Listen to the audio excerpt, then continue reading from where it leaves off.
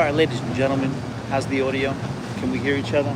I know there's going to be some noise. We're going to hear some noise because of the fact that there are some waves, some jet ski engines, some cruise ships. But this is the beautiful Point Pier Park down in South Beach. And as you guys know, I've been here before. It's bar none the best place to kind of see the ships kind of go off on their journeys, on their sail away. I do appreciate all of you who are joining right now. We're gonna just have some fun. We're gonna hang out. This is we're chilling. We got the paperwork. We got the iced coffee. We have the chair. Shout out to Beatrix. This is the chair that we got in where was it? Where was it again? Siesta Key, right? But yeah, good times. Good times. Hold on one second, I dropped something.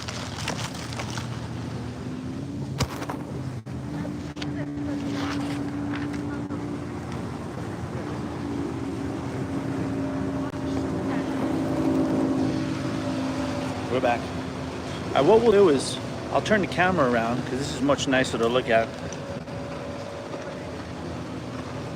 I'll check back in it with you guys every once in a while. But this is where we're at. We have the 8 ships. Let's see if I can have, let's see if I committed them to memory. The Icon of the Seas. Then we have the MSC World America. Then we have the Virgin Voyages Valiant Lady. Then we have the Norwegian Encore. And then we have the Carnival Sunrise, the Carnival Magic, and the Oceana Nautica. Is that everything? Is that 8? Did I say that right? Not sure. But if you guys want to start hanging out in the comments, as usual, we have that situation where I can't see the comments. The super chat is on. Did have to take the day off from Uber Eatsing to do this, so you know, if you feel, no judgment if not whatsoever, but if you're feeling tipsy, feel free. I would love to know, as usual. See, I don't know why they make it so difficult for me to be able to see what the chats are, what the chat is.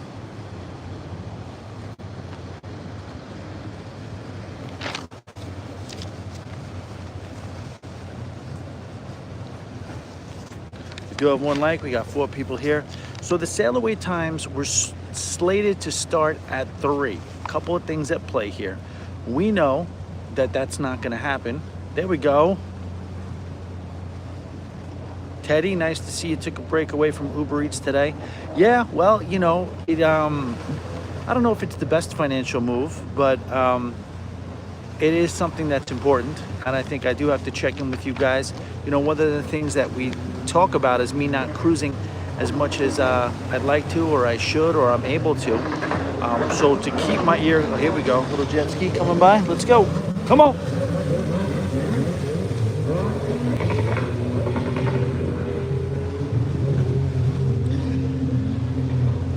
I want to do one of those at some point soon. At some point, I am going to get a jet ski and be, let's just be honest, probably closer to a cruise ship than I should be. Anybody, let me know in the comments if the audio is bearable. I know it's not going to be perfect. There's a lot of background noise. But I'll tell you something, man. This is a very, very comfortable way to spend a day. If you're ever in Miami and you're not on a cruise, or it's the day before your cruise, grab yourself one of these.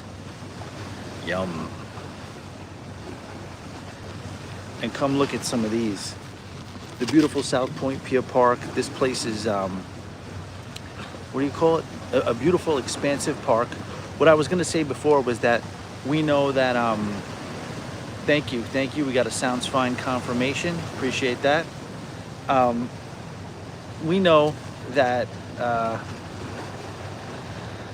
despite the fact that the ship times are supposed to be at 3 o'clock, we know that A, they don't ever leave exactly at 3, and B, it takes a little bit of time to get down the old river here, the Intracoastal Waterway. And many of them, even though they'll leave at 3, they'll do a little kind of model runway walk in the, what do you call it? That they call it the turning basin at the mouth of Miami. And I always love that. I always love that because, you know, a lot of times when you're on the ship and you know you're facing, you know, not out to the ocean, you're facing into Miami, and you know you're gonna get that nice little drive-by of all the beautiful islands that South Beach has to offer and Miami has to offer, and then you're going to spin around and you're gonna get that cool little view of the city and that beautiful city. Let's zoom in a little bit. Can we? Yeah.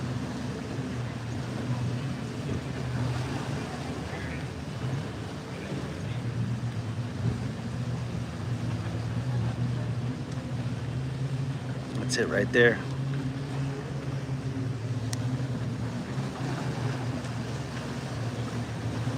Have any of you guys been out here? Has anybody spent the day?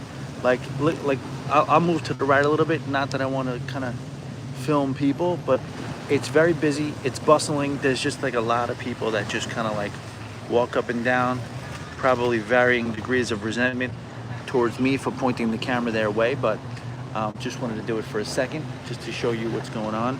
A lot of fellas out there. There's a lot of what would you call it? How would you say it, fellas? Talent. A lot of talent. A lot of scenery. Beautiful scenery, nature, and otherwise as well.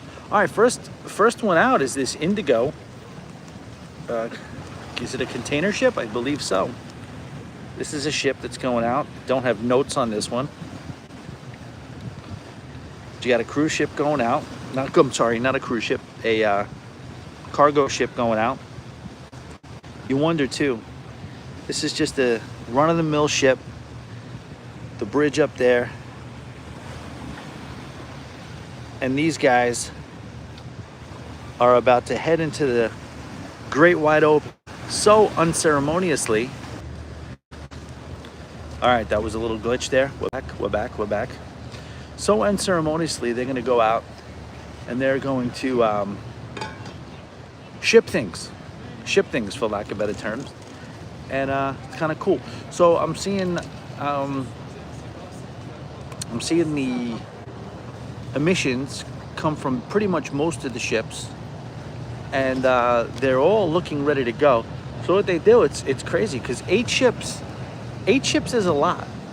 I know there's probably been days where there's more. There's no pomp and circumstance about this being like a record day of ships. So while we're waiting, you know, while the beautiful scenery is happening, and let's look the other way too. Oh no, that's Smith & Wolinski's is right there as well. It's got to be like I mean, I would love, that would be a dream lunch right there, right? You go to Smith & Wolinski's, you hang out, you sit there and you're just having some prime steak, a delicious meal, and then out of nowhere, you know, these beautiful cruise ships pass by. But I guess while we're waiting for the ships to come, we can talk some cruising, almost like podcast form. I did do a Patreon. There is a Patreon that's out. I gotta edit it. The reason I gotta edit it is because it went for over an hour, so it's no problem editing it. There's plenty to there's plenty of meat on the bone for that one, and I talked about a lot of things and some interesting things that, like, honestly, some stuff coming up that I have to mention that we're not announcing fully yet, but we announced it on the Patreon. It's a soft, very soft launch of something that might be happening. But beyond that, yeah, I always say some things on those things that, like, I probably shouldn't say. It came across a little, and those of you who are from the South may be a little offended by something that I may have or may have not said. But let's go this way for a minute. So it is going to come out, but I do have to edit it a little bit, and it'll still be over an hour, I'm sure. But yeah, it was a Patreon ride along, and it will come out. So we're still waiting for these ships to launch. It looks like, you know, there's none that look in the pipe yet, like they're on their way specifically. what else could we talk about? So on the way down, I listened to a couple of things, listened to two things, and this is what the Patreon show has kind of been all about lately, as far as like, I call it the comment section, and I talk about like what we, what we listen to from a lot of the content creators out there and what they offer to us. So I listened to Tony first. I listened to Tony, and Tony's cruise content is phenomenal. As we know, by the way, Cruise Talk Weekly usually comes out on Mondays on YouTube. Cruise Talk Weekly, it's with Tony and Tommy, and we just recap the week.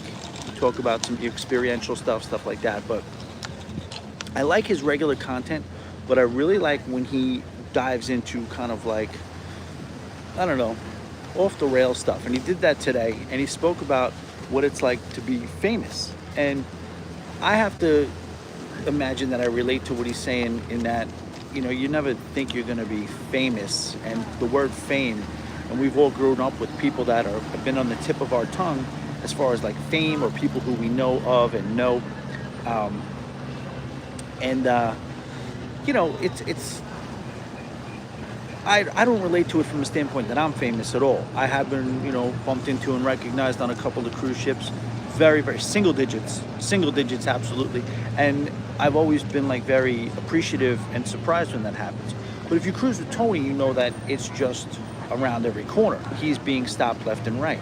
So whether you want to call it famous or whether you want to call it cruise famous, let's put it this way. I have a lot of comedians that I know that you would definitely consider famous, that you would definitely consider them comedians and podcasters and stuff like that. People who are, you know, they touring comedians that could sell out venues across the country, but they are not, they don't have the followership that Tony has, people like that.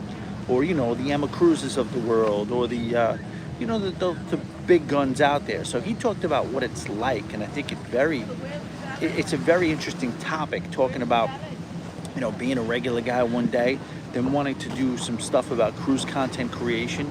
And I guarantee this has kind of spun out of control. It's gone further, I would imagine, than he ever thought it would.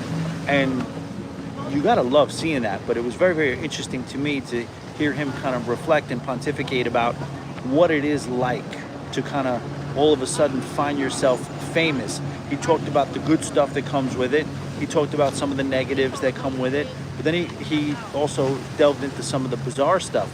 And it all makes sense. And, you know, it always is fascinating to me how he finds those words, because I don't think that's not scripted. He just kind of gets on there and kind of just goes, and it's not scripted. And he always finds these words and these phrases and stuff like that that actually, you know, it's the key to being a good storyteller. I believe I have a little bit of a talent of it at a lesser degree than a Tony, but it is interesting. There were a couple of times when he was kind of going into certain places, and the words he landed on and what he chose to have, the descriptions and the descriptive words that he's used to kind of land on it, were like very, very interesting. So I found it to be a fascinating La Lita Loca episode today. And then on the way down, I listened to one of my other favorites, which is Cruise Tips TV. And Sherry on with Mr. Cruise Tips TV. You guys know what I love about that show. I love that Sherry comes on, she does her thing, very polished, very kind of well prepared, and she has her agenda. And then Mr. Cruise Tips TV will come in, and I want to rename that guy, hold to the fire, because he holds her feet to the fire. They have, she'll throw something out there, and he'll just very simply say something like, well, can you give an example of that? And she, to her credit, always is ready with an example. But it's good. It's a cool show. It's where they do. I don't know. Somebody comment. Can somebody comment just saying that that I am, so I know the comments are coming, because I haven't gotten a comment. And you guys know me. I can ramble. I don't necessarily need the comments, but you know, just so I know that they're working. But I found a cool little spot here under a nice little tree. You guys know where we got the translucent skin out here, so I don't want to spend 3 hours sitting directly into the sunlight. Again, I'm not sure if there's any movement yet. Let's spin this around. There we go. Test. Comments are working. We just got a quiet group, and that's fine. That's absolutely fine. Um, let's zoom in a little here.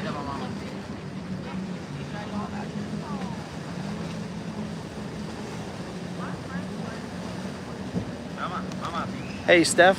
So forgive me if the names, I'm not necessarily, it's a little bit hard to read because of the fact that it is very, very bright, and I'm sitting directly in the path of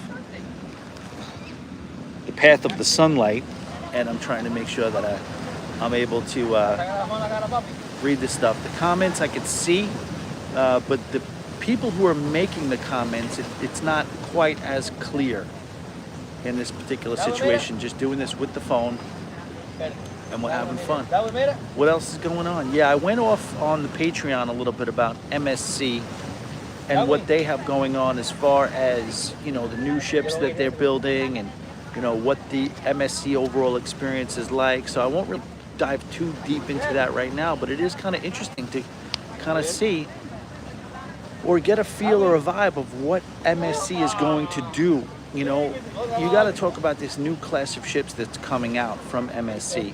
And when you think about them right now, MSC has a lot of what you might call, I don't know, maybe clunkers when you talk about the Aromina or whatever, or a lot of the older MSC ships are very, very basic cruise ships, and we know that. But when you talk about the seaside, that class, the C class, I guess that's what it would be called, the C class, the Meraviglia class, and the World class, you're talking about ships that are just top notch. I mean, they're just pristine, the best this industry has to offer.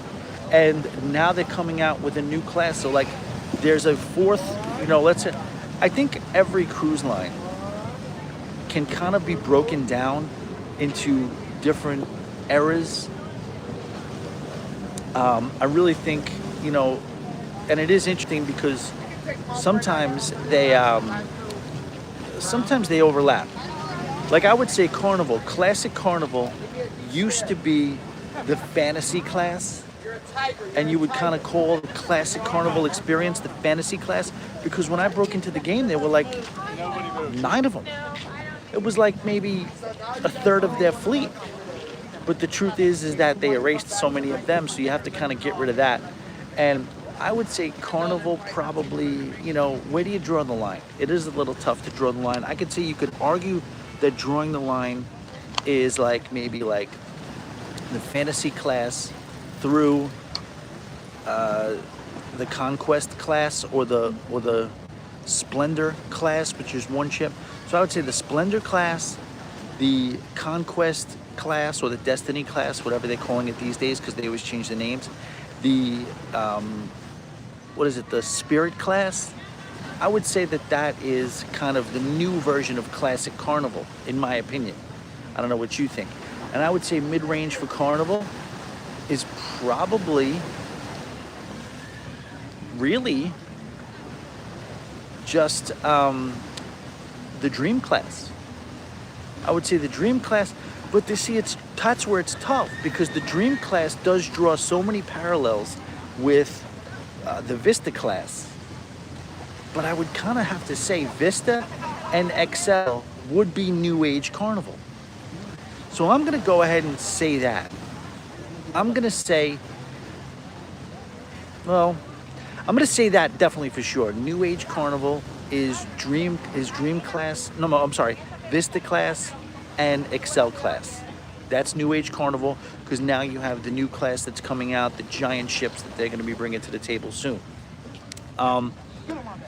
You know, and then you always have these class of ships that redefine itself. But I think an MSC, a line like MSC, really is broken into two classes, two phases, two genres of subgenres of MSC. And I think that's just old and new, because I think anything prior to the seaside or the seashore is just a whole different thing. You know what I'm saying? That's a whole different level of cruising than it was prior to that. It's a hard line one versus two. If you're gonna sail on an MSC cruise ship, you do yourself a favor and sail on anything seaside or newer. That includes all seaside, that includes all Meraviglia, Meraviglia Plus, and that includes all the world class as well. So that's just the way I think about that. And, you know, you could do that with the other lines. That's not necessarily what we're here to do. I still don't think there's any ships that are coming up the pike. But again, this is just a nice place to be. If you're gonna spend a day in Miami, come here and do this. Big shout out to anybody who is, oh, here we go, we got the towboat.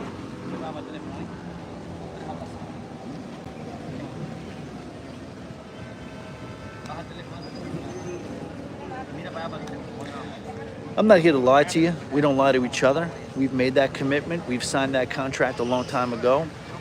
But I will tell you, an ice cold Miller Lite might be kind of nice right now. Always nice seeing this parts of Miami. Jay Plan, what's going on? Good to see you. Thank you for commenting. Give me some fodder. Give me some talking points. That helps. Yeah, but you guys know, if there's no talking points that come this way, we'll still roll with it. I did wake up today. I did get here just in time. Basic problem was traffic and parking. As we all know, Miami is crazy. But there were some, I guess there was some road work going on. Takes me about, I get here in about an hour. I would say probably a little less than an hour, maybe 50 minutes or so, or 52 minutes. But when there is traffic, it's a little rough. And then you deal with the annoying parking situation that exists here. And yeah, it's can be a little tough sometimes, is what it is. The ships are still hanging out. I woke up and I was like, you know, I want to make sure I come down with something. I want to have a little information. And, you know, the thing about these ships is once they get going, they get going. You know, so once one starts going, then they all start going, and it takes, a lot of times it takes a while to get this thing going. But once it does get going, it's like a parade. We know that. And I did bring bios for each of the ships. Now, if somebody wants to help out, this is what I didn't do, and this is what I ran out of time for that I wanted to do. And this is no pressure on anybody. But if anybody was feeling a little contributory in the chat right now, all 11 of you who are being so quiet, if somebody wants to maybe take it upon themselves to look up these ships, and as they pass, let everybody know where they're going. I know the Icon of the Seas is going to Cozumel, Costa Maya, and they're going to Perfect Day at Coco Cay, and one else. 4 stops for Icon of the Seas. But that's the beauty of today. All of you who are in here realize that this is cool because there is 8 ships, and 2 of them are sort of historic. You know what I mean? You're talking about Icon of the Seas, which is the absolute leader of the next phase of what Royal Caribbean did. We all know that I don't think in our lifetimes any cruise class will be as influential and have as much of a change and change the industry in the way that the Oasis class did. I think they're just an outlier. But the Icon of the Seas right now is probably a close second. You know what I mean? Going from the Freedom class to the Oasis class was, I mean, that was just out of control. Major a level up. The Icon from the Oasis, not as much of a level up, but still kind of cool. Shout out to the jet ski people enjoying themselves, having a great day, as we are here.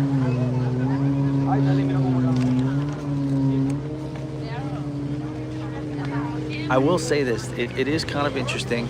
You're in Miami, and yeah, this is Florida. This is the continental United States of America. But I can tell you right now that most of what you're hearing behind us is not English. This is not, you know, this part of the world it's very diverse, and it's a lot of different languages. You know, I saw a chat come in, but then they disappear. So what you're seeing right there is the Freedom of the Seas, and you're seeing the MSC World America and the Icon of the Seas.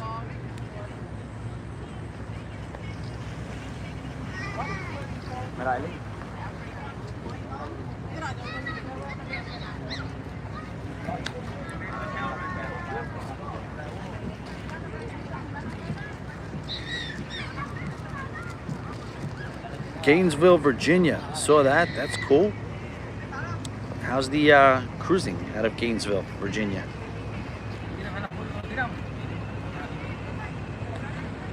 Yeah, that's a great point, Teddy. If you can't be on a cruise ship and you got to end the year, this is a great way to end the year.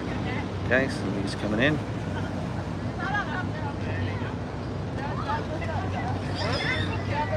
Can't really control the flow. People are gonna come, people are gonna go. And this is it.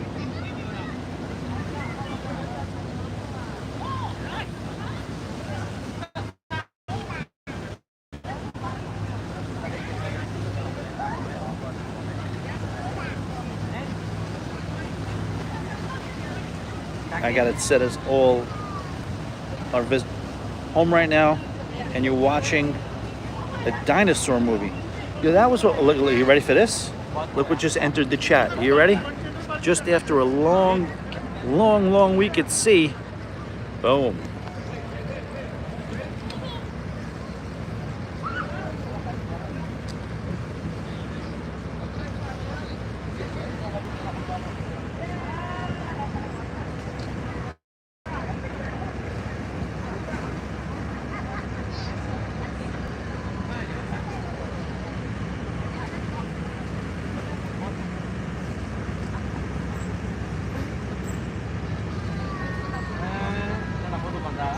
Oh yeah, this one. Can you go in this place?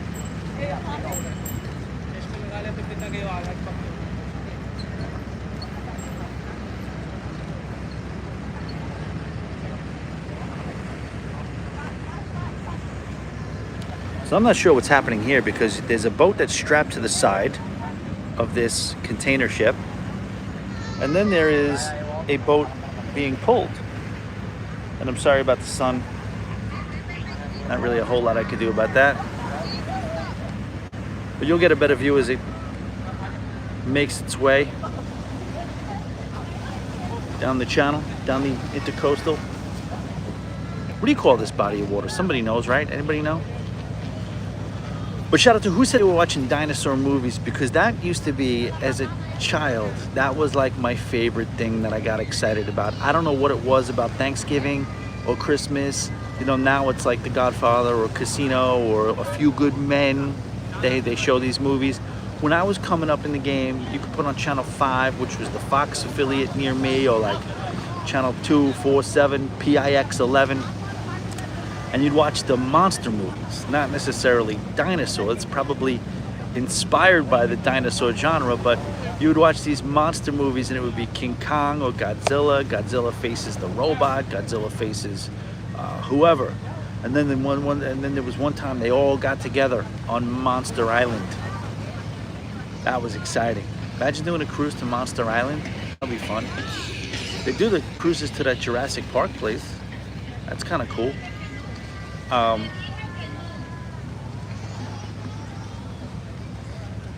All right, so here you got two sides of this, I guess this cruise port. You have the one side, which is the pleasure cruise side, and then you have more the container side, which is this side. And I remember hearing recently, or doing a story about the fact that this island was sold fairly recently. And the fact that this island was sold, okay, here we go. Freedom is due, Teddy said the Freedom's doing an 8-night Eastern Caribbean run. That's great to know. So now we got Icon. We know Icon is going west. I believe they're on a 7-day. and you got freedom on an 8th day. Thank you, Teddy. And so this island was sold, and the issue with that wouldn't be as much of an issue, except that, you know, they want to redeploy. So when you buy an island, typically you shell out the money that you got to shell out for an island. You can do whatever you want with it. What they wanted to do, and what they want to do, is develop it, put condos and a lot of things where they can make money, turn their investment into income generating, and that's what they want to do. The issue ended up being that this is where all the ship fuels, and they wanted to take all the area where the ships, the little plants where the ship gets its fuel from, and turn that into, you know, income generating, income for the owner of the island, like condos, restaurants. They want to develop it, hotels. Problem is that, you know, they, in a free market, you would say they should be able to do that, right? No problem. That's what they want to do. They own the island. They do what they want with the island. Problem is that, you know, as we know, the cruise industry is so important for the economy of Miami and Florida as a whole, that would change things for the negative for the economics of the local economy, and they can't have that. You know what I mean? So this was never going to happen. You know what I mean? A deal has to be struck, a negotiation has to happen. I believe a negotiation has happened, and I do believe this is resolved. But at the same time, this was always going to be resolved. You know what I mean? They're talking about eminent domain, which means the is a fancy word for the city's going to do whatever it wants, and it's going to put whatever law it has to put in place, or whatever statute it has to put in place, so that the economy and the economic interest of the area is protected. I don't believe it came to that. I don't believe it came to having to exercise eminent domain, but it is a leveraged bargaining power for, you know, the city against the new owner of the island.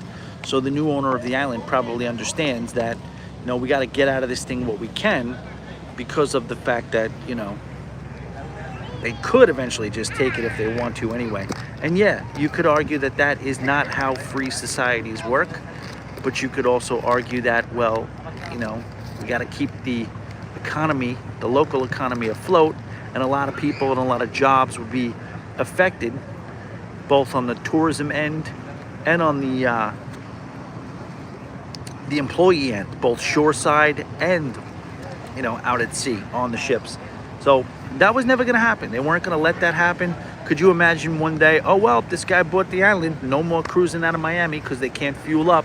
They're going to have to find another island, or they have to rebuild all these ports and rebuild all these buildings. That was never going to happen. So it did work itself out, and it is what it is. But yeah, I'm sorry. This is crazy how long it is taking.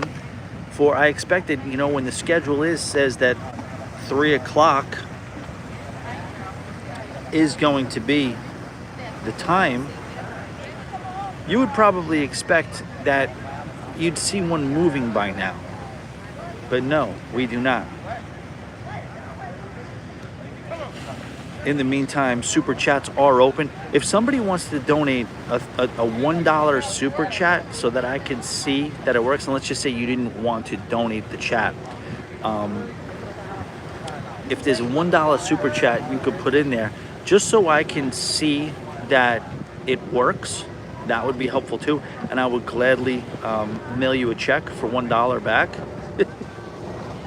But yeah, I'm not necessarily, you guys know, I don't necessarily go live that often. And you do kind of, when you do these types of things, you do put in a little bit of time. And look, guys, look, right? I got files. I got notes. So I will have facts and figures about the ships for you. And it would help to know that, sorry about the wobble, shakiness of the camera. This is because I'm on a Zoom right now. I'm zooming in. And when you zoom in, it's a little bit more wobbly, but I'm trying to give you at least something of interest to kind of look at while we wait for these ships to go. It looks like somebody's moving. It only looks like somebody's moving because I see an omissions funnel in a different position. It looks like maybe they hit the turning basin, or that might have just been Virgin firing up. Not really sure. I like Virgin's spot and their space in the. I like their little space in the parking. It almost like, you know, if you. What do you have? Do you guys call it sitting bitch? I know it's derogatory and it's not a nice thing to say, but the person who sat in the middle, if there was 3 people in the back seat of the car, they would complain, and that would be the thing where, no, I'm not sitting bitch. Hey, Roll Tide comes in with the $5. Roll Tide, if you want that back, I will get it back to you. I just wanted to make sure that the super chats were on, we're operating, we're working. Roll Tide, thank you so much. Very, very appreciated. We can absolutely send that back your way. No more though. Now I know they work. I'm keeping the rest of them. So all the rest of the super chats are donations now. But so we are still waiting. Continue to wait. Look at this guy, huh? Camera shy. Nó bay vô dạ. Nó là bay vô dạ. Bay vô dạ.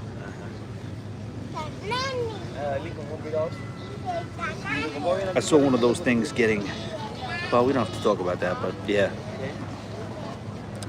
You live down here in Florida. That's part of the, you know, unfortunately, that's part of the roadkill casualties that you'll see. So these lizards, these geckos, these whatever you call them, because I don't, as they get bigger, I don't know what you necessarily call them, but they're beautiful animals. I mean, some of them are just the most neon green, beautiful animals, and you know, sometimes you'd sad, so you'll see them in half in the road, because you know they just run into the middle of the street.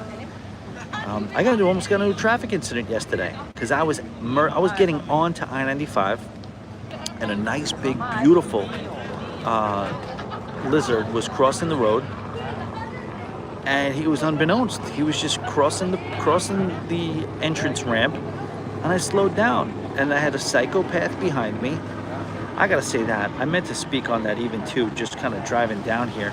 I don't understand what it is about South Fort Lauderdale, northern Miami, that when you, I mean, I-95 as a whole, I think in the South Florida corridor is a dangerous road, but I gotta say that, so we do definitely have movement. That's one of the Carnival ships, I believe, is what's gonna come out first.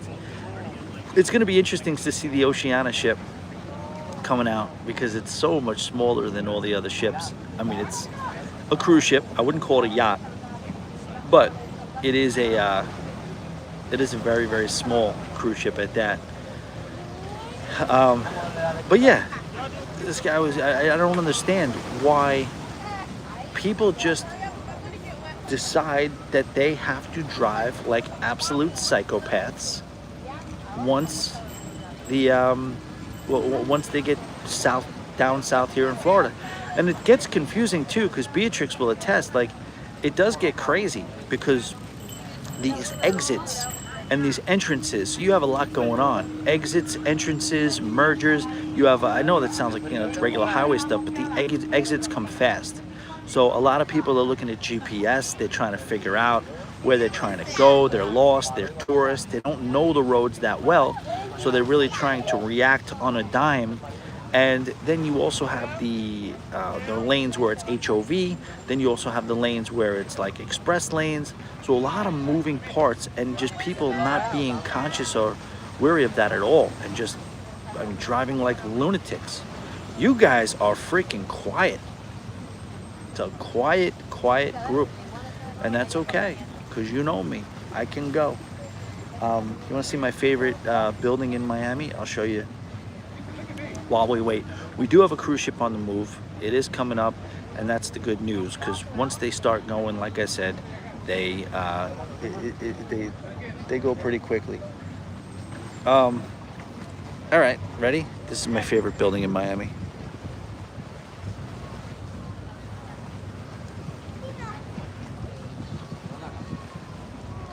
Why? I don't know. I think it's a pretty building. It's a nice looking building. But, clearly everybody in Miami got on the same page and they were just like, here's what we're going to do. Everybody get the memo. Everything's going to be white. We're going to make white buildings. Our city is going to be the white building city. Now, it's weird. I don't know who has to comply because I would say 85% of the buildings are white buildings. I would say that. And that's part of the unique characteristic of Miami. That's what they do. But not all of them are. So how do the ones that aren't white buildings, how did they get away with not being a white building?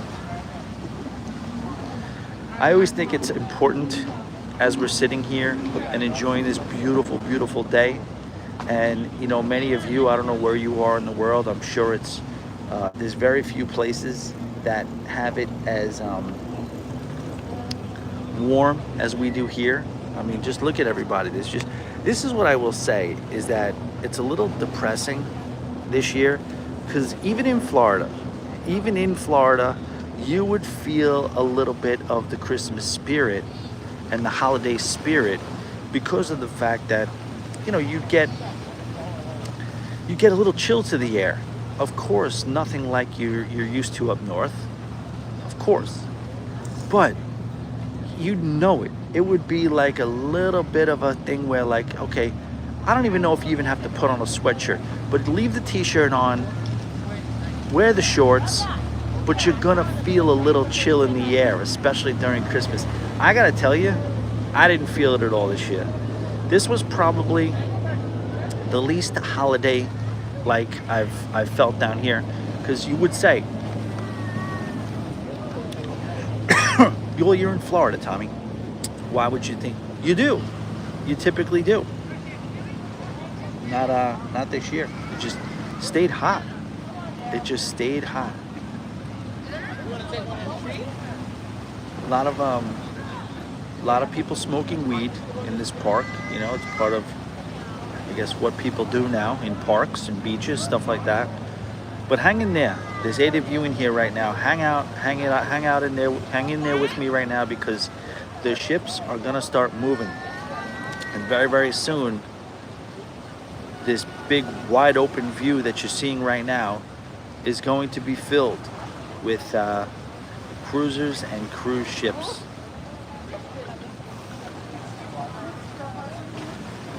It's definitely not lost on me that it's been a minute since I've been on a cruise, couple of months. I definitely feel the need to get back on them. And days like this, when you do things like this, it doesn't help that situation. Because, you sit here and you watch these cruise ships go by and you know exactly what these people are feeling. You're excited for them, but it's a mix because you're excited for them, but you're also kind of bummed out that you're not among them, we'll see. I'll tell you, you'll be able to hear probably as well if you listen closely. You'll be able to hear the ships that are kind of looking to push the envelope with the sail away party. A lot of times you've been noticing that they've been canceling sail away parties, and I think they do that based on if a lot of times it's based on the weather.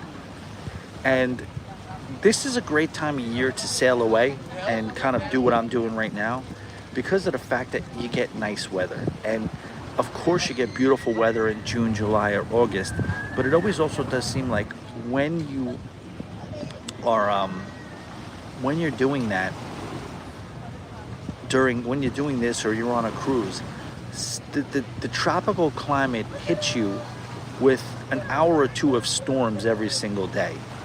And for whatever it is, the hurricane season or even before the hurricane season, it always seems like there is an hour or two, and it's usually around the afternoon hours, the dusk hours, when cruise ships are leaving, that a lot of times these big, dramatic storms come through.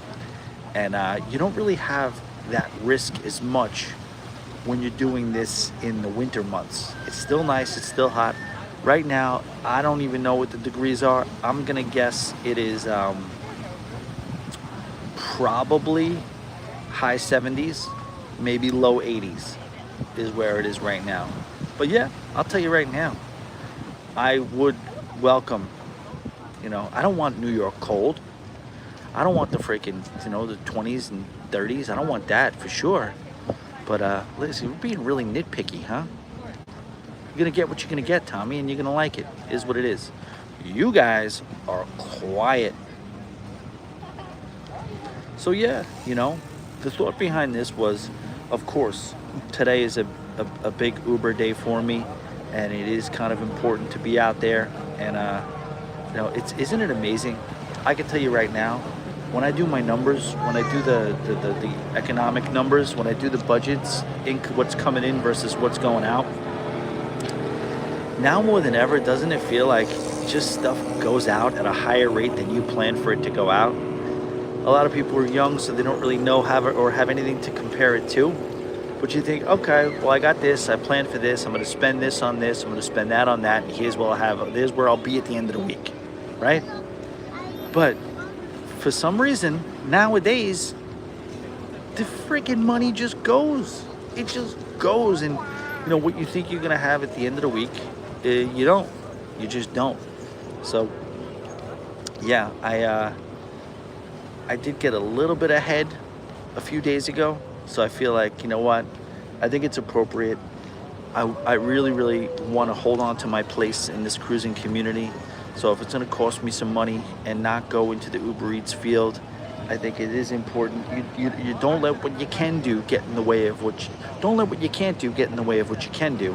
And if you're not going to be on one of these beautiful pieces of hardware, at least be out there and broadcasting it for the people. So yeah, I'll leave here, and I'll turn the thing on, probably drive around and hit the streets a little bit, make some deliveries. I don't think it'll be a crazy banner night, but yeah, tomorrow, Sundays have been the day. Sundays have been the day where it's been the most profitable from an Uber Eats standpoint, so I can't play around with that. I assume, I haven't spoken to Tony yet, but I assume we're going to record tomorrow. That's been the schedule. And then the minute that's over, it's boom. Put on the proverbial shoes and get out there and start bringing the fine people of South Florida their Checkers, their Wendy's, their Pure Vita, their the Chipotle, whatever else it is. I know ships are on the move right now. I know ships are coming. That's the funny part about the psychology of cruising too. When you're on the ship, oh, here we go. You hear that? Are we gonna get a horn battle? Oh, that's a muster.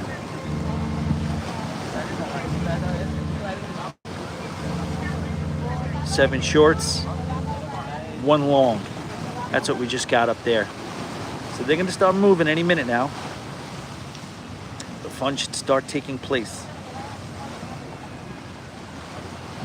I appreciate the 7 likes. I appreciate the 11 people that are in here right now.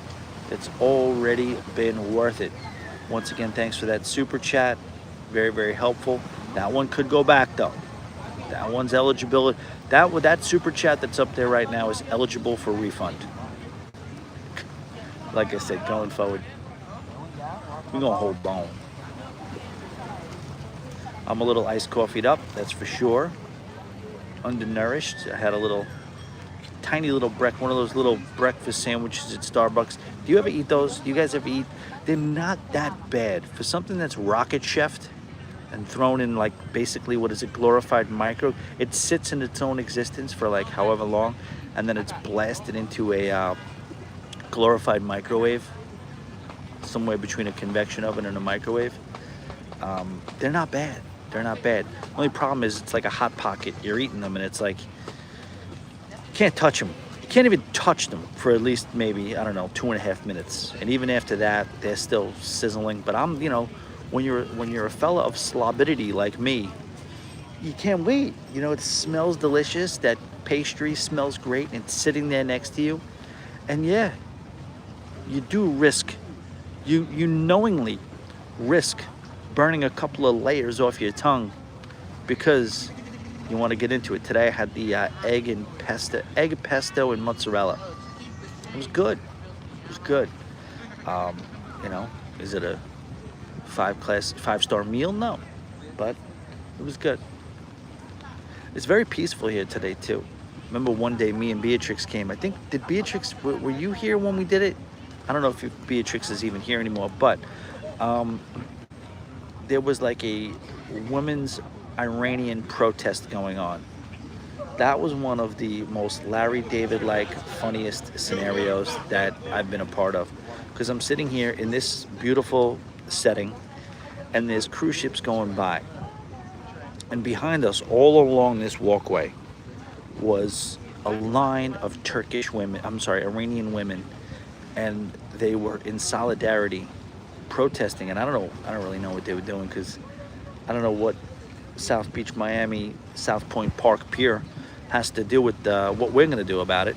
But they were just standing in solidarity for women's rights right here. And I didn't understand what they were saying, obviously, because they were protesting, yelling in Iranian.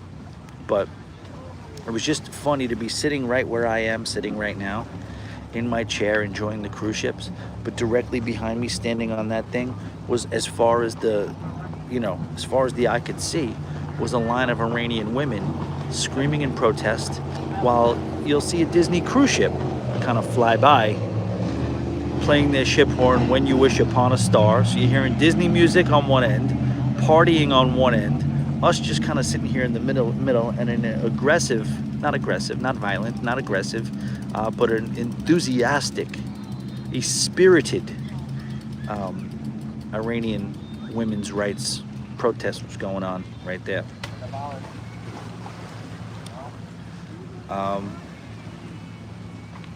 We're on the move, I can tell you that.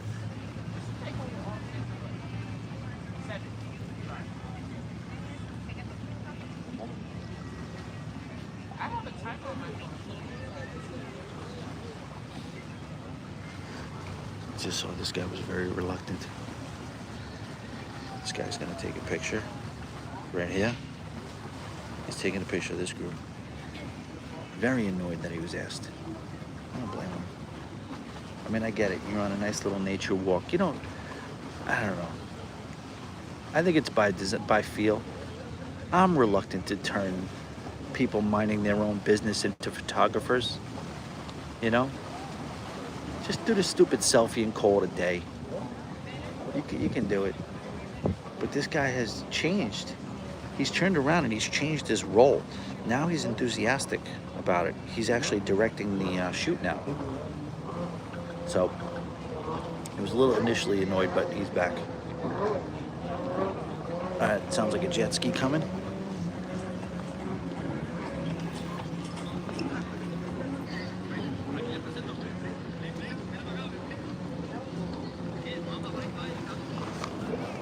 Lurkers. People are lurking. We're lurking. I don't care. You guys want to lurk? I'll here to entertain you lurking. Just so you know, you do have an anonymity. 9 people who are watching right now. Whether it goes, sometimes it's 9, sometimes it's 11, sometimes it's whatever else. I don't see who you are, so feel free to continue to lurk. I don't know. Not that you care anyway. Why would you, right? But yeah. Can anyone give me a time check?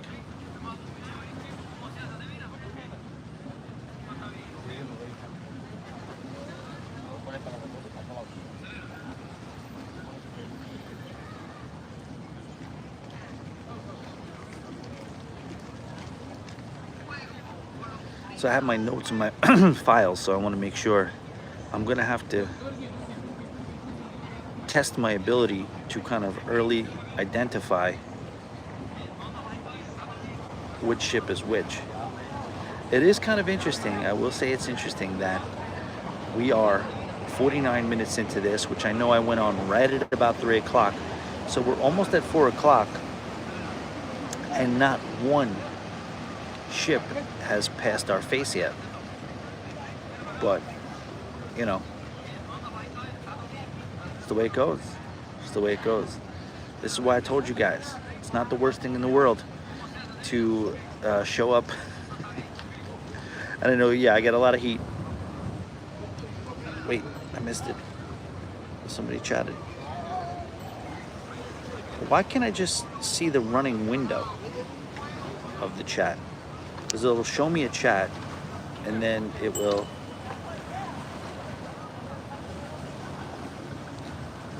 All right, so maybe that. 77 in Miami Beach, 29 in New York City. That is a perfect example of what I'm talking about. So I was pretty close with the degrees. Might have been 80, might have hit 80 a little bit earlier. Who knows? They say the last ship is supposed to be out of there at 5 o'clock. So some ships are scheduled to leave at around 5. I believe what we're gonna get first is a Carnival cruise ship. And I am not 100% able to tell you whether or not this is the Magic or it's the Sunrise. As it gets closer, hopefully we will be able to.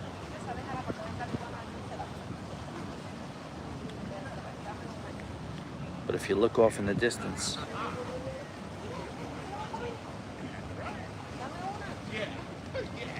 only live life once, so live to the fullest. That is wise words, and I could not agree more with that sentiment. 100%. You got to make the most of it.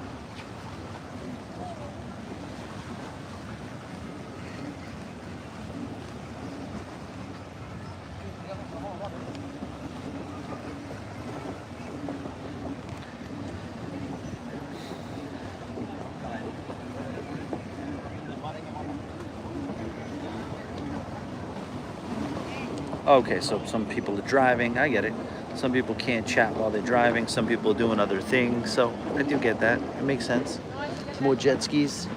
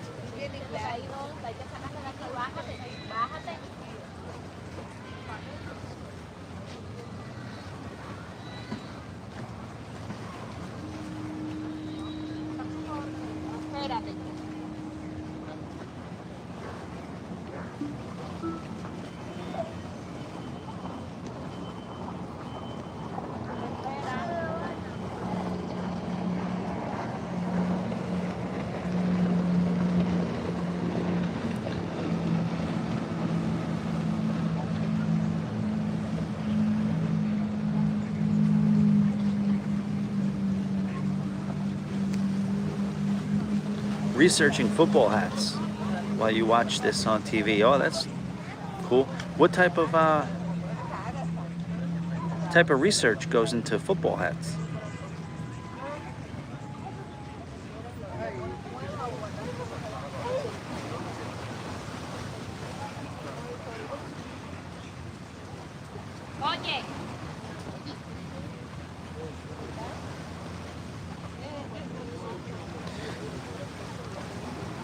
Oh, bets. Okay, that you gotta research, that's for sure.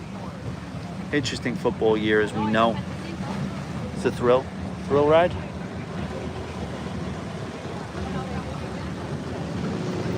Interesting football year, because towards the middle of the year, it seemed like nobody knew what the hell to make of any of these teams were. It was a little tricky across the board, but as confusing as it was maybe early and halfway through the year, it seems as though it's starting to make a little sense now, right? I think the NFL, it started out with a lot of parity, and then now I think, the elite teams are starting to really kind of come together. But how about my 49ers? My 49ers were not necessarily one of the teams that were discussed early on, but they do seem to be gaining some traction, and as they say, peaking at the right time. All right, we got a Carnival cruise ship on the way up.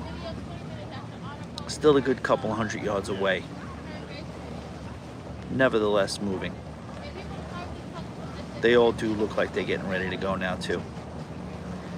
All the smokestacks, all the funnels are fired up, emissions going. The emissions make me laugh because, we don't talk politics. But I do think it's fun either way to have a little fun with and make a little fun of, the extreme sides of those, some of those arguments on both sides. Can we agree on that? There's extremists on both sides. I think it was funny when one guy was at the muster drill and he was with his kid. The kid had to be like 10 years old. And he was pointing to as we were standing there doing the muster drill. And sometimes how you stand there and you watch the ships pass, and while you're doing the drill, some of the other ships are already on the move and they're crossing your facade as you're standing there doing the muster drill. There was a cruise ship of people waving enthusiastically at us, and they were having a good time, and they were enjoying the day and enjoying their sail away. And there was music, and there was a lot of fun pomp and circumstances that was going on. But amongst all that, the father chose to point to the smokestack and point to the funnel and say to his kid, "Look at that, son. See that? See those emissions? We like that, right? We don't care about the environment, right, son?" And that just, how do you not laugh at something like that? Like the ridiculousness of it. I'm not saying you got to be an environmentalist. I'm not saying that type of thing, but I'm just saying how funny it is that out of all the things that are going on right there, and the fun and the positivity and the festivities that are happening, that's what this particular dad wanted to use as a teaching moment to the kid. Yeah, we don't care about the environment. Look at that, celebrating the emissions that are going into the air. Interesting. It's a little interesting. That's all you could say. Look at this one. Look at this yacht. Not a yacht, boat. What do you want to call it?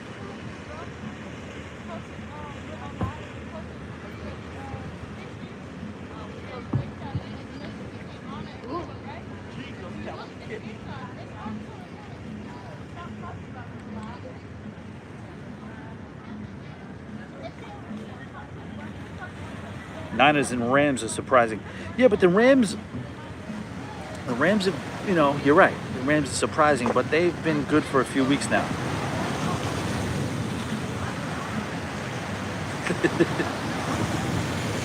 That was a funny question. Look at that little wake. Boom.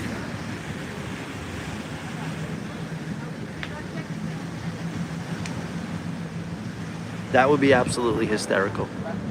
That's a funny comment. You guys aren't commenting a lot, but when you do it, you're making a big splash. That would be hysterical if during an Uber Eats delivery got delivered, I got recognized. I'm surprised nobody in South Florida has ordered Uber Eats with the hopes that maybe at one point the host of the Always Be Booked Cruise podcast would end up bringing them their food. It's very likely. All right, we got a Carnival ship coming up. I'm going to skip in my notes to the Carnival section. Still don't know yet. We will know based on the livery what it is. Whether it's the Magic or the Conquest. I'm sorry, the Magic or the Sunrise. Here she comes. Anybody want to make any predictions at the outset?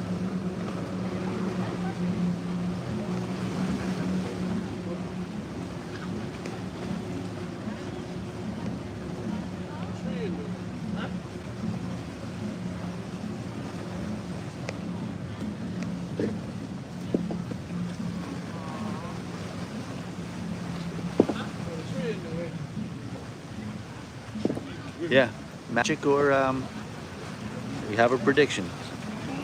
Magic. It's big. So the Magic is bigger than the Sunrise. And this looks like a big ship. You're talking about almost 10 years difference in age. Early guess for me would be that this is the Magic. Not ready to commit yet.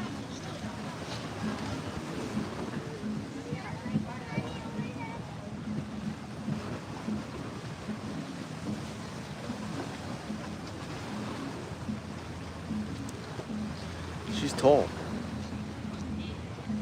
Yeah, this is gonna be the Magic.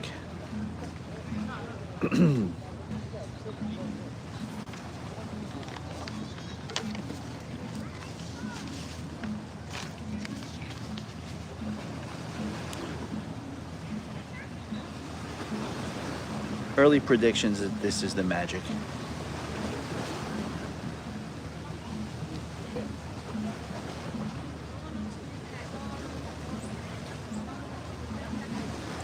Yeah, Magic for sure. Agree. We talk a little about the Carnival Magic. I want to back up because you're not having a great viewing experience with the wobble shakiness. She'll get to us, right?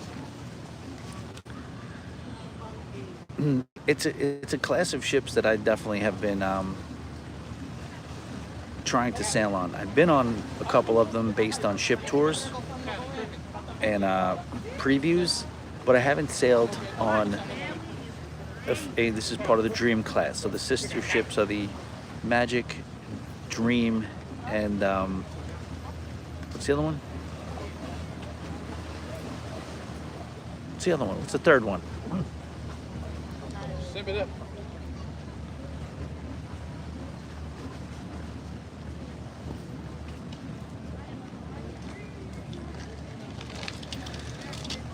This was a little bit of a crossroads in Carnival because this class of ships started out in the Joe Farkas era with still those wild and crazy designs, and you know, the like people like to call Vegas at sea, a lot of, you know, interesting architecture in it, a lot of what people might consider dated, a lot of mirrors and chrome and shininess on the floors and stuff like that.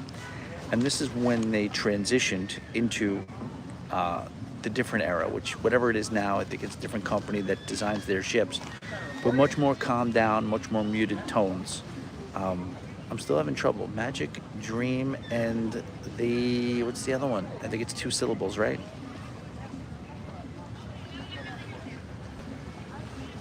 The Dream, the Magic, come on. Somebody give it to me.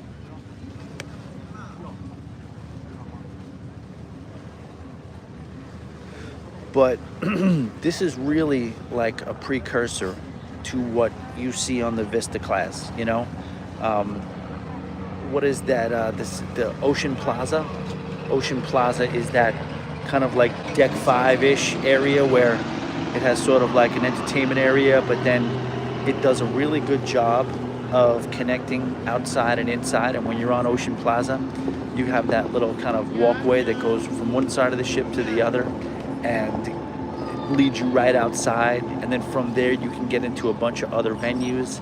I believe in a lot of ways they do, on some of these ships, they do have the hot tubs outside of them. But yes, ready to confirm that this is, you see, the chats disappear. I'm looking and then I see a chat and then it disappears. I do apologize, maybe I can get it back. But I think that was referring to the people who design it now, which is cool. Would have been a nice piece of information. Oh, no. Yeah, you called the design gaudy. Yeah, a lot of people. Breeze. Boom. It wasn't 2 syllables. Yes, the Breeze. The Dream, Magic, and Breeze are part of this class. A little brain fart there. They happen more and more as you get older. But yeah, thank you for that. Appreciate that very much. Yeah, gaudy. A lot of people called it gaudy.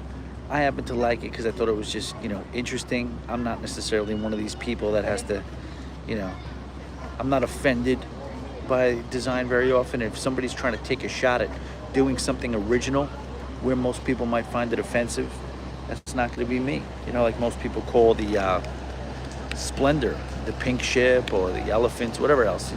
The Splendor, the most bizarre, wacky class, interesting class from a design standpoint, I think is the Spirit class. But this is the Carnival Magic. Right here, this was a ship that was built in 2011. It holds right there, this ship holds 4,631 passengers. It has 13 decks. The total gross tonnage is 130,000.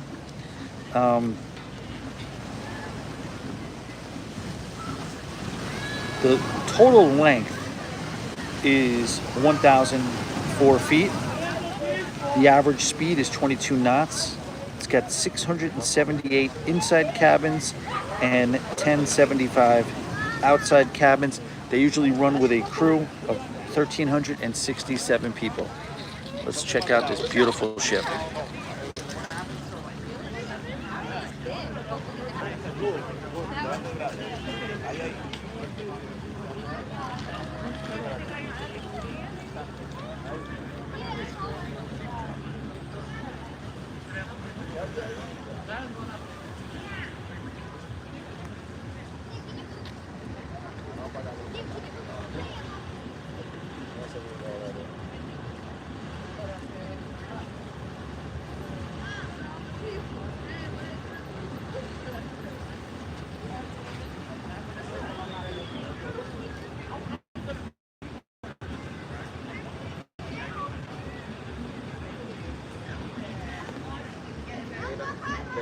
De Maquinaria para Miami.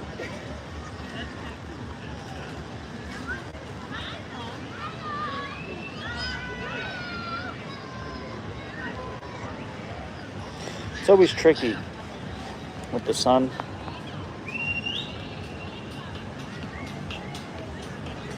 I would say the energy is there. It's not necessarily on the level of most Carnival ships.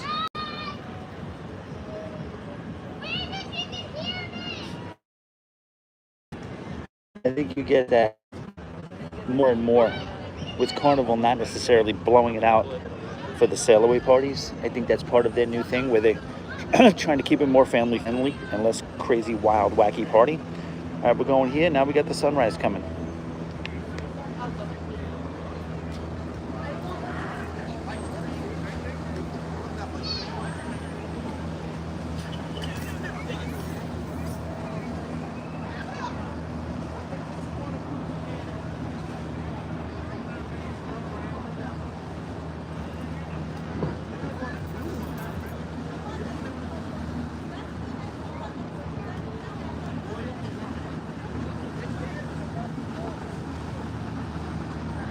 Carnival sunrise up next.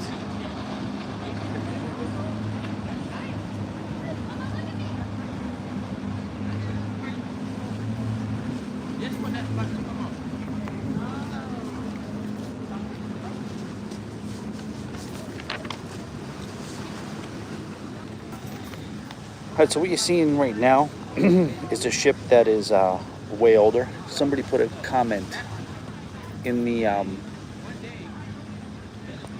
in one of the cruise groups, and it was funny because these groups are a wide range of like different knowledge of cruising. Somebody just said, I've never been on a cruise before and I want to go on a cruise, but I'd like to know what the name of the ship is now that used to be called the Triumph, because I do not, I'm new at cruising. I don't know what ship I want, but I do know I do not want the poop cruise ship. That's funny. To me, that was hysterical, and this is exactly what that is. This is the poop cruise. So, what is the name of the shoot? Disappeared. The chat's disappeared. Let's see.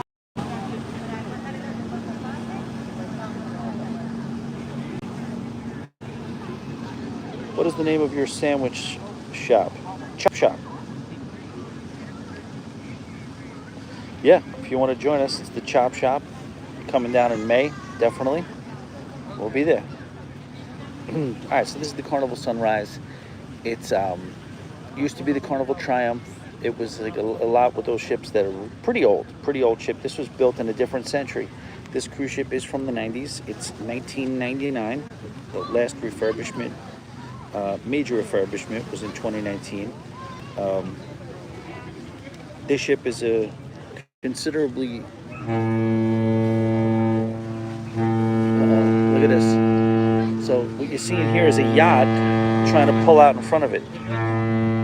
This is not a good move right here. Can you imagine this? If you're seeing this right now, this yacht is just cutting right in front of the cruise ship. You'd have to say that that's probably ill-advised and the reason for the blowing of the horn. I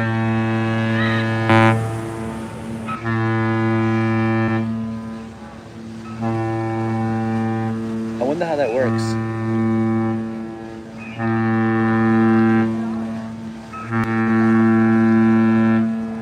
That was definitely a horn. This is a road rage incident. I wonder if they give each other the finger through the bridge when this happens. Pretty bold move by the yacht. Cutting directly in front of the cruise ship. You saw it here.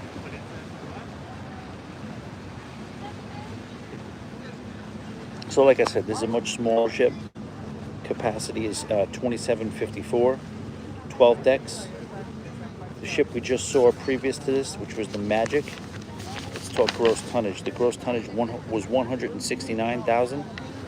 This gross tonnage is 101. So you could tell just by looking at it, it's much shorter in general. But the interesting part of it is that, well, no, it's a couple hundred feet shorter, or at least 100 feet shorter. 893 feet long.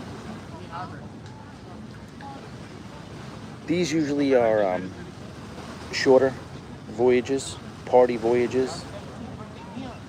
It'll be interesting to hear when it passes.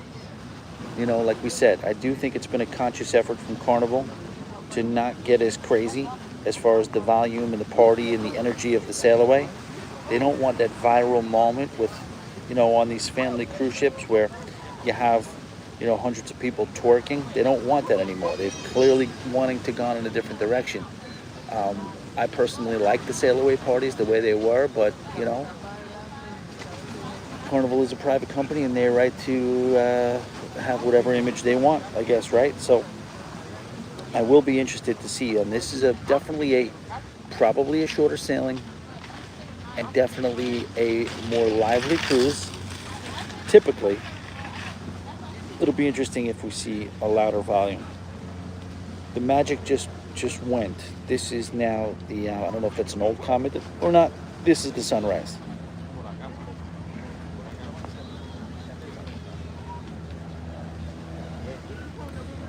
I'll be quiet for a minute as we take in the sights and sounds of the Carnival Sunrise.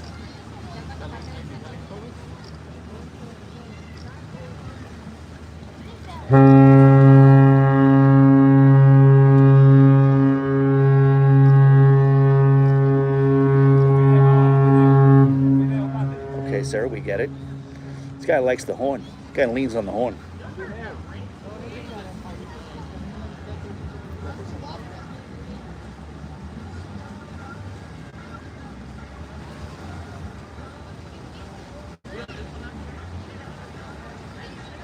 Yeah, Cupid Shuffle's going. Rooster, yes, checks out. Livelier ship.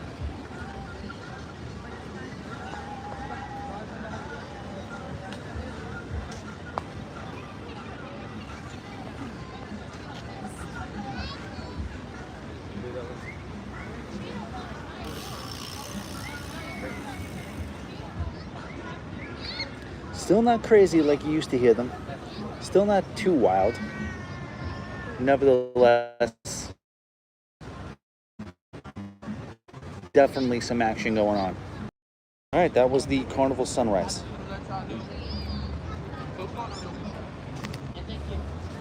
Average speed 21 knots, 468 inside cabins, 853 outside cabins. Like I said, capacity of 2754. Old ship. That ship right there has been through a lot. If you watch the documentary, The Poop Cruise, whether you like cruising or not, it's interesting as hell. And that was the ship. That was the Poop Cruise cruise ship. All right, next up, I believe, is going to be the Norwegian Encore. So, first non-Carnival ship is coming up, and this is a ship that is I'm not sure what iteration of the Breakaway Plus class it is. So you have the Breakaway, which is the Norwegian Breakaway, the Breakaway class, which is Norwegian Breakaway and the Norwegian Getaway. Immediately after those two ships, they leveled up as far as size, features, and stuff like that. Created the Breakaway Plus class of ships, and I believe, if I'm not mistaken,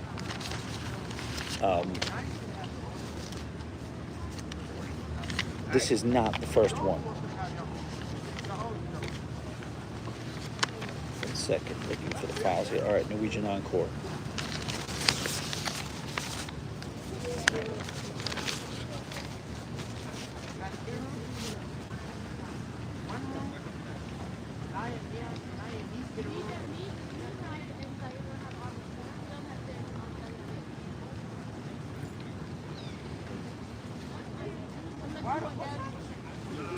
Norwegian ships, especially this class, when this class came out, this was considered modern day Norwegian cruising. Now the problem is they just went in such a different direction. Like when you talk about Carnival, going from the Dream class to the Vista class, you really stayed along the same plane, and they kind of stayed in the same kind of genre. The Vista class was just an elevated version of what was the framework that was the the Dream class.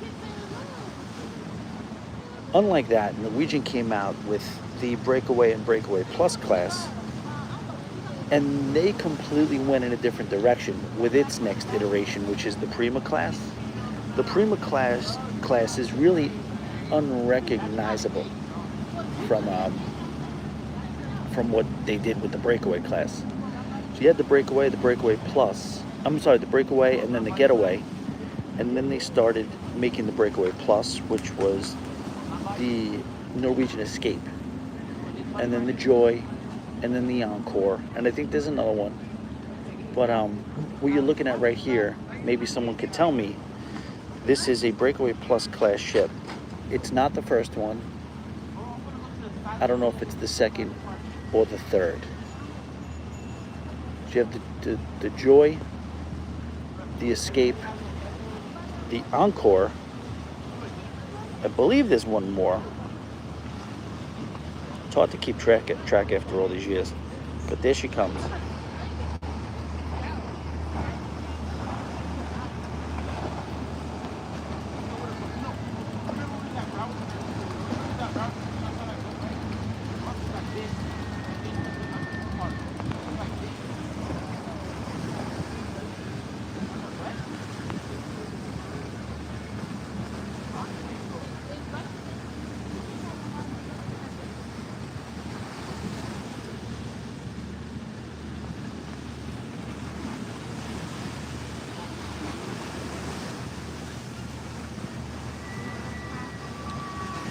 That's a great call. 5 blasts is danger.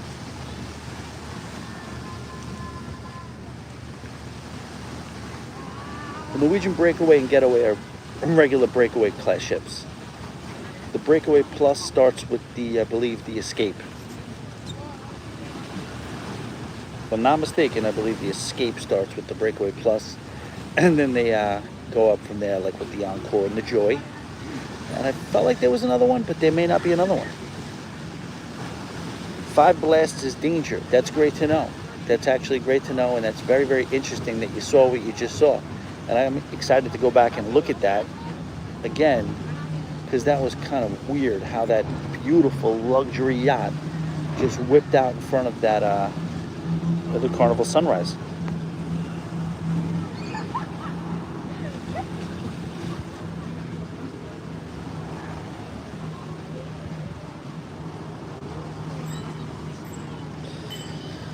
Yeah, the yacht captain is an idiot, but it's weird because it's like you would think that there was some accountability there. You would think that the yacht captain would have, that's all on record. It's almost like, you have air traffic controllers, but then you also have this people who are operating, in the sea too. So you're thinking, that guy's going to get in trouble. And if he didn't get pulled over right there, You would think there's going to be at some point some sort of accountability for what he did, because that was, and I'm sure, was it a close call? Probably not, but I mean, it was definitely kind of reckless. And if the captain's hitting the five blast and that considers danger, that's all you need to know right there.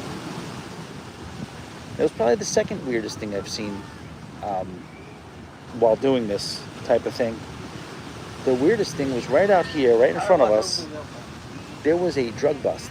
I can only imagine it was a drug bust, because I saw the Coast Guard, I saw a vessel, not a really kind of like glamorous looking vessel, but there was like maybe 5 people on it, and all I remember seeing was 4 or 5 people in handcuffs on the boat, and one guy tried to make an escape and just dove right into the water, right in front of us. This happened right in front of us, and the Coast Guard kind of, had their little dinghy, and they pulled up next to him and brought him on board and arrested him too. And that was kind of like a wild thing. We know we're in that type of an area where it's like, this is the area that type of thing happens. A lot of the drug trade just famously occurred here in Miami.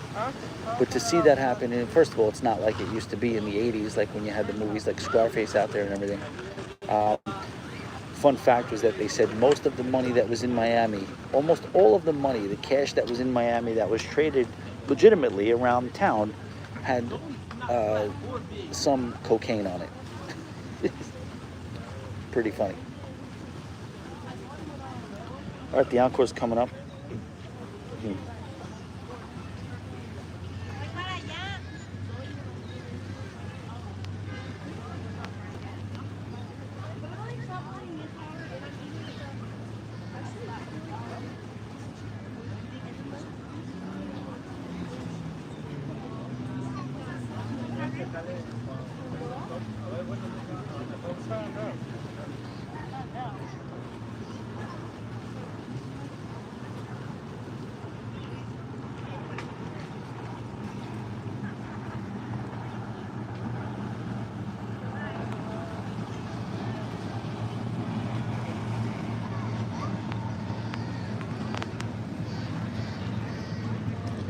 Great information. Sunrise on a 4-day Bahama sailing.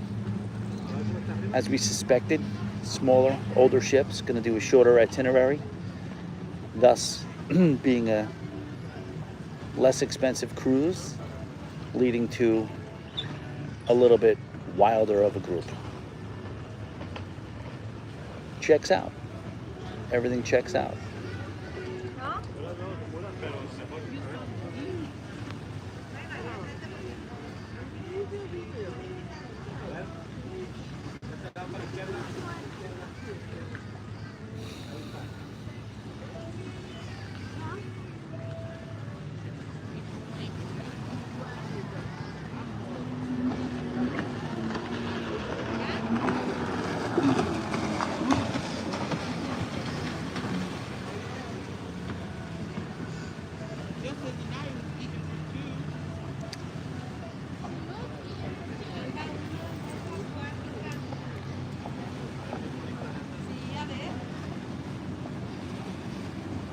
Toughest part about this thing, a little bit of a hack. If you ever do this in Fort Lauderdale, they have a beautiful area to watch the ships from, and it's the jetties. You kind of sit on the jetties at Fort Lauderdale Beach and watch them leave the inlet. But there's also a lesser known side to that, where if you know the back roads of Fort Lauderdale, you can find it to where the sun is at your back. This is a little bit of a disadvantage, to have the sun kind of beaming down on you, because it kind of really creates a lot of shadows. It doesn't give the best view of the ship. But here we go, Norwegian Encore. Still got some time. I feel like Norwegian takes their time a little bit more out of the gate. I've seen that. They're a little bit slower. Now this is going to be, as of now, the largest ship that we've seen.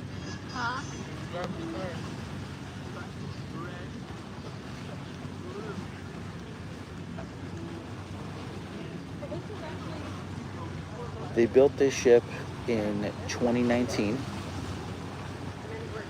The Breakaway and the Breakaway Plus class of ships is kind of like You know, obviously they were continuing along the lines of what Norwegian is famous for, and that was freestyle. They kind of really, Norwegian, you can kind of look back to Norwegian and they might have started this whole upcharge thing, you know? Because while it wasn't necessarily upcharged at the time, it was the genesis of being able to kind of offer a bunch of different things than regular cruising was used to. So it was twofold. It was first, they offered a lot of other specialty restaurants, whereas cruising used to be a real communal thing. Everybody was getting dressed up and they were going to sit and eat together. It was like almost like, you know, Sunday church. You had to go and this is what you had to do. This is what cruising was. Norwegian, with the introduction of freestyle, kind of made it so that you did have a choice of what restaurants you would go to, choice of the different types of things that you could wear while you're on a cruise ship, and that kind of introduced that. Now at the time they were still offering most of that stuff for free, but I guess a lot of the cruise lines realized, hey, if we're offering this elevated experience and all these other things, why don't we do it too, but why don't we also start charging for it as well? So that created a scenario where, you know, regular dining, specialty dining, nickel and diming. And yes, Norwegian does have that reputation for being, you know, the cruise line that does nickel and dime. But with this class of ships, and if you notice the design, it's a little bit different. Carnival ships have a little bit more seemingly like a wider base, a little bit more of a hull. Norwegian's profile, Norwegian silhouettes come in a little bit more boxy, a little bit more tall, you know, and you know, you could say, you know, this is a little bit more of a danger. You remember back, I don't know what it was, maybe like eight years ago or so, or 7 years ago, there was the Anthem of the Seas sailed out of New York, and there was really a worry. The captain made a decision to sail too close to a storm that did ultimately turn into it, and they were basically sailing through a bomb cyclone, and there was a lot of damage to the ship. There was a lot of horror on that particular cruise and that sailing, and the research found that the captain was negligent by taking the route that he chose. And I think a lot of the reason why a lot of the danger happens is because we see it all the time with these cruise ships and these facades. They act like sails. Like, look at this ship that's heading our way right now. It looks like a giant box. And when the wind catches the side of that ship, it can really toss it and give those stabilizers a run for their money. And that's what you're seeing right there, you know?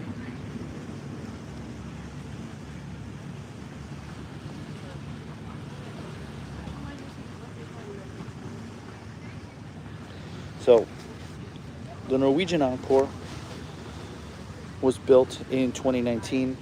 Out of all the ships that we've seen so far, this is the newest ship, and this is the biggest ship. Holds 3,998 passengers. The gross tonnage is 169,116. The length is 1094, so it's pretty close to the Magic. It's pretty close to the Carnival Magic, but it is a little bit bigger than the Carnival Magic. 1094 for the length, just under 170 for the gross tons, and it has a width, which is the beam, of 136 feet, and the number of crew on board they try to run with is 1735. So I'll be a little quiet right now as we listen to the sights and sounds of the Norwegian Encore. In my mind, I'm hearing a Jay-Z song.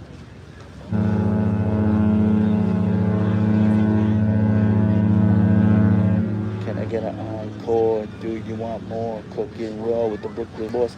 Isn't that cool how that worked out twice? I was doing a long little speech, and then at the end of my little speech, when I say the sights and sounds, it goes into a ship horn. That's twice that happened. Kind of cool, no?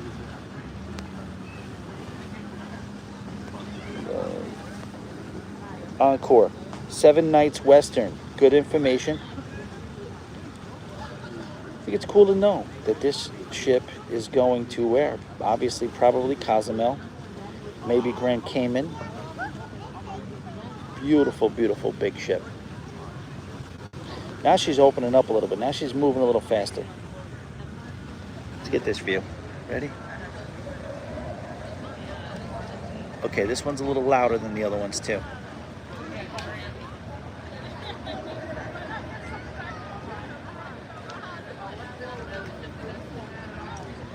Hopefully this is working out for you guys as I stare directly into the sun.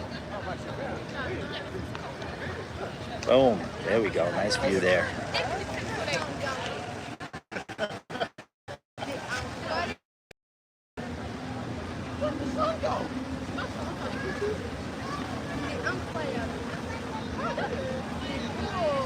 Tu sais qu'on était là, on a vu la vue avec les balcons et tout. Papa le bloc.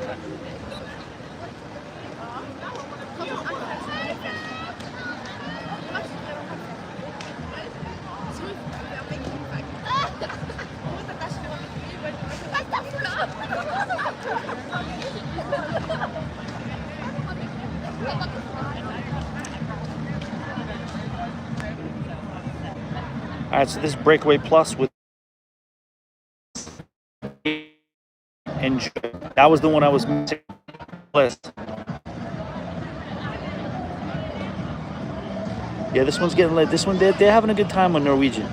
You hear that?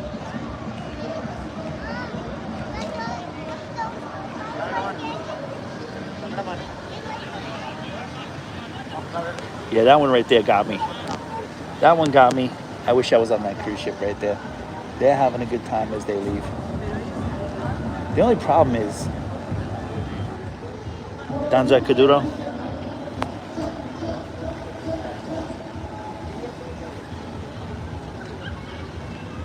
I don't know if the DJ on that ship is coming through, but they were by far the loudest. It looked like they're having the best time so far.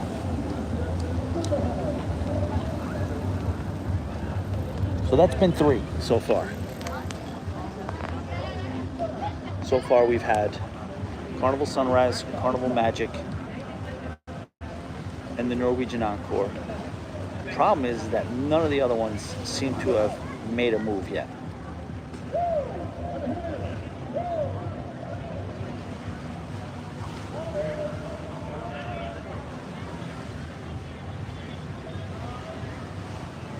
That may cause us a situation where we're going to get up and move.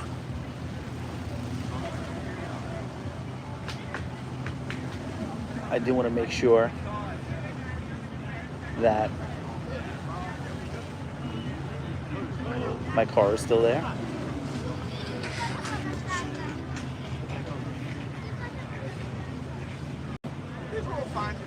Coming up on 90 minutes, which means, again, I don't have the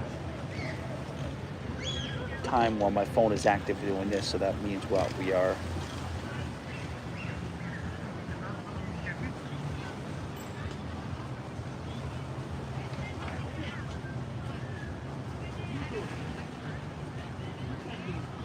pushing an hour and a half here.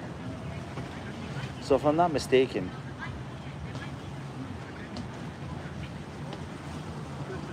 these ships probably aren't going to do anything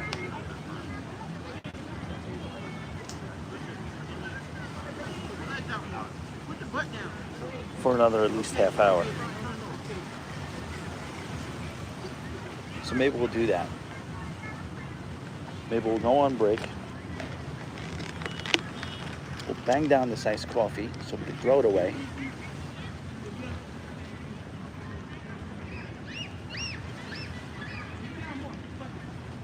And then maybe do a little tour of South Point Pier Park.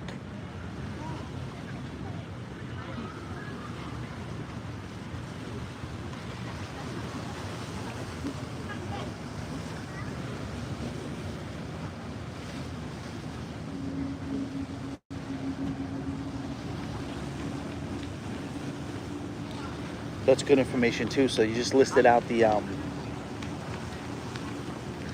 order of the ships. Escape was 2015, and then so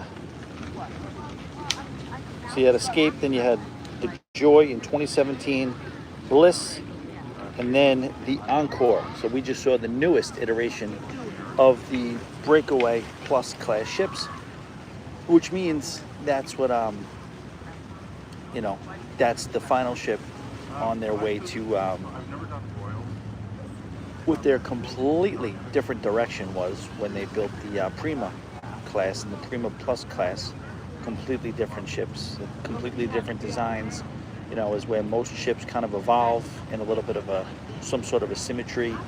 I don't think we really had that with this. I think really Norwegian threw away the design and started from scratch when they did the Prima class.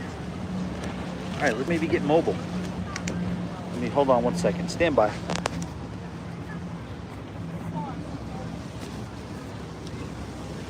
Folding up the files.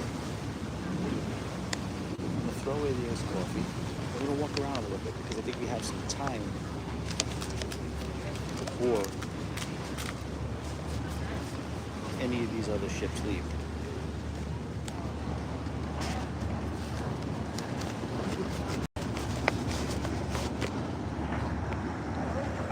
Getting up.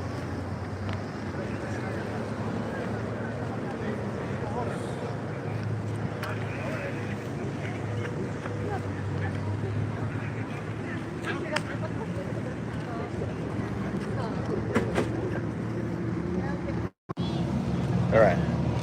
This was the spot.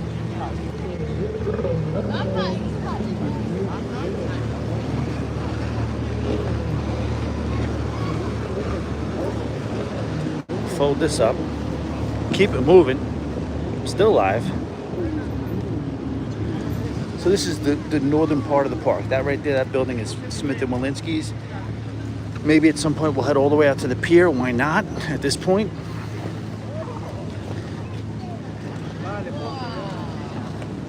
It's a great, great, great place to spend an entire day, especially this part of the day where the sun's going down. It's very, very nice. Super chats are wide open. I'll stop saying that. I know that's cheesy.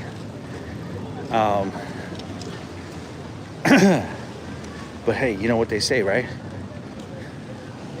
The squeaky wheel gets the grease. Or it gets ignored. That's the information out there. The squeaky wheel gets the grease, but sometimes the squeaky wheel gets replaced. And the wisdom to know the difference. Combining the Serenity Prayer with some overused expressions. And I'm just gonna check on my car. That's what I want to do first. Make sure it's still there. It might be ticketed. A lot of times there's so many cars here, you just kind of, let's just call it what it is. I didn't pay for parking. The only fear I have is a tow. We don't want that. But I think we'll be all right in that regard. We'll see if there's a ticket. Maybe I'll throw a couple dollars. Just hate dealing with all the stuff, the QR codes, and you gotta know your license plate. It's a whole different thing. I think maybe we'll drop off the chair too, and we'll go mobile. You know what wouldn't hurt would be to find a bathroom. I don't know how I would do that. Can I pause alive and then reintroduce you guys?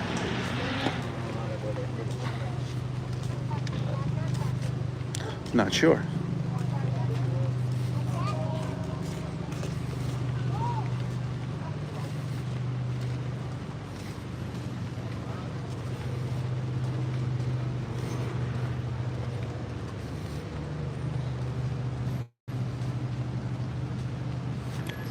Still got 10 hanging out. Appreciate that.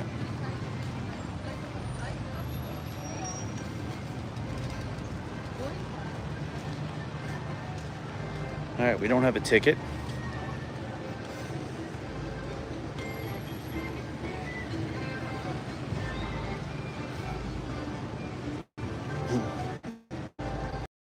Bye.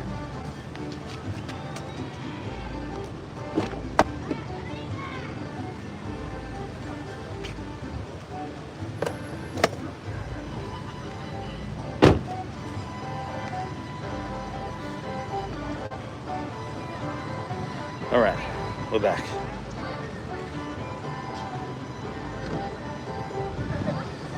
So this is the approach. When you park here, there's parking here, then there's also a lot right there that you could see. You kind of just walk back.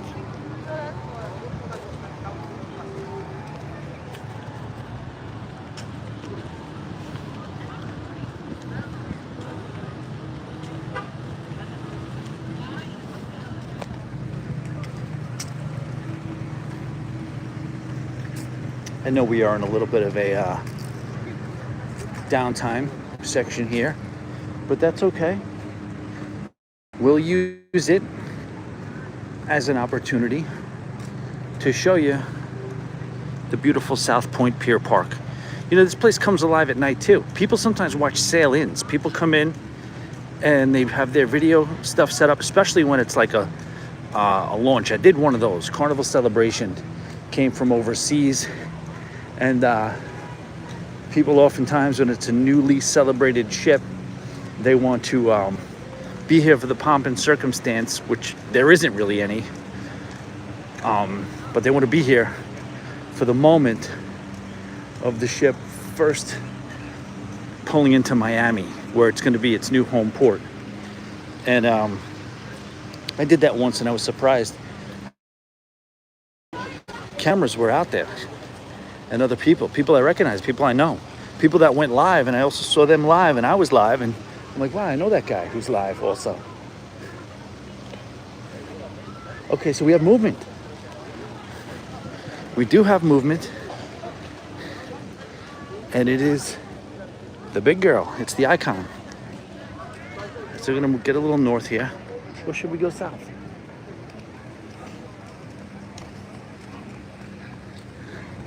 See how crowded it is out here. But I mean, why wouldn't it be? Whether you're into cruise ships or not, it's just a freaking perfect day. No pun.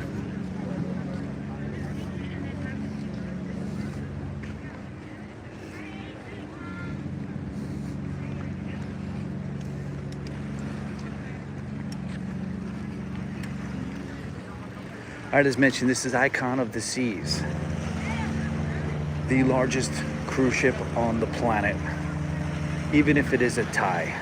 It's a little hazy out here. Let me try to wipe the screen down and make sure, because even though I'm looking, it's just the haze. The sun's going down and it's a little hazy.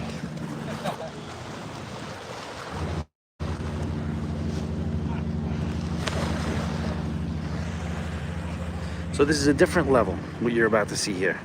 The ships that were passing by were, one of them was basically considered by nowadays standards maybe a small ship. Another one or two, well, one was a mid-size, and then you had, I would say the Encore is probably considered a large ship. This is, make no mistake, a mega ship. There's two of them today, two absolute mega ships that are going out today. And this is the biggest one of all. You will not find a bigger cruise ship anywhere than this.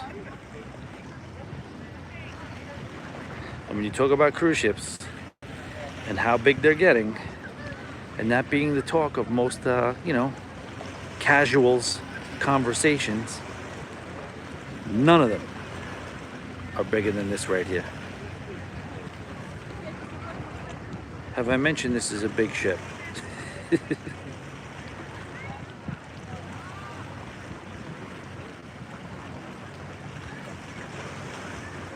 I'll get out my vital stats. Hold on. I'm trying to one-hand this because I'm no longer seated.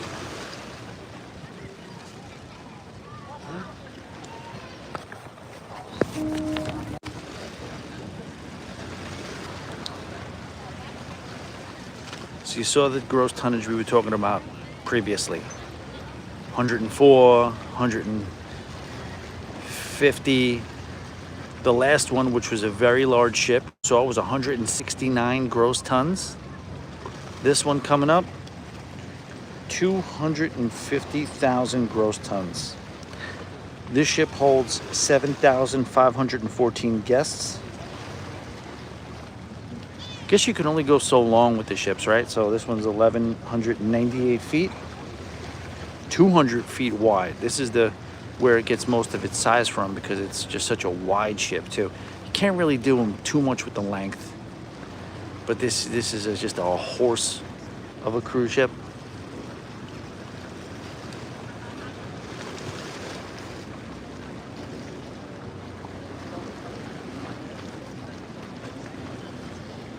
They try to sail with about 2,350 in terms of crew. And again, we'll call it what it is. Besides, when you talk about historic cruise ships, when you talk about, you know, pieces of hardware that have made their mark on the industry, to me, it's never gonna, anytime soon, pass Oasis. But if you're gonna give it number 2, I would say this would be number 2.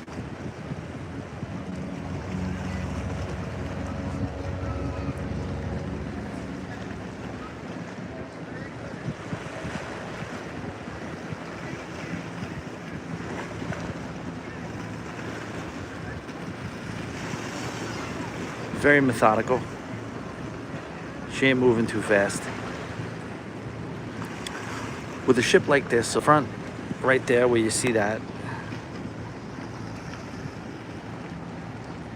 difference with this ship and the Oasis is that front dome area right there, that's the aqua theater. And the aqua theater on the Oasis class ships is in the back of the ship, and it was wide open. On this iteration of ships, as we see yachts still kind of having their way crossing, I mean, you don't want to get hit by this thing, right? Of course, there's plenty of lead time. There is a police boat out there, so I imagine this is all on the up and up. But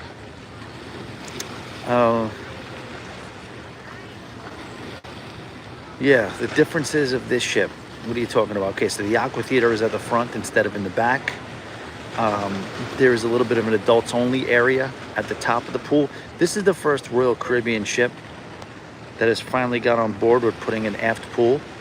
It's an aft infinity pool.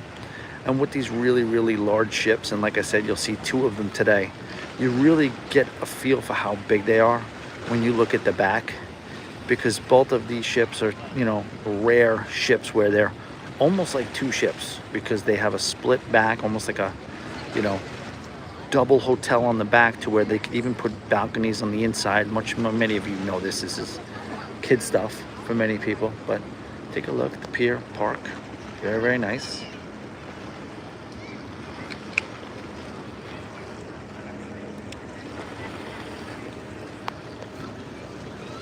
Another interesting thing that they did with this one is that you'll see that little box thing on the side. The criticism for a lot of the Oasis class ships was that it didn't really give you a good connection to the sea if you were on the promenade. You know, you felt like you were inside of a mall, is the overused word. So the improvement that they made was to keep the promenade, but to kind of give it a little bit of a an opportunity to connect it with the sea. So right within that square, you'll see a big pearl, a cafe, and, you know, right from the promenade, you could bounce right outside and enjoy the promenade and enjoy, you know, a little bit more of a connection with the sea, a little bit more natural light, that type of thing.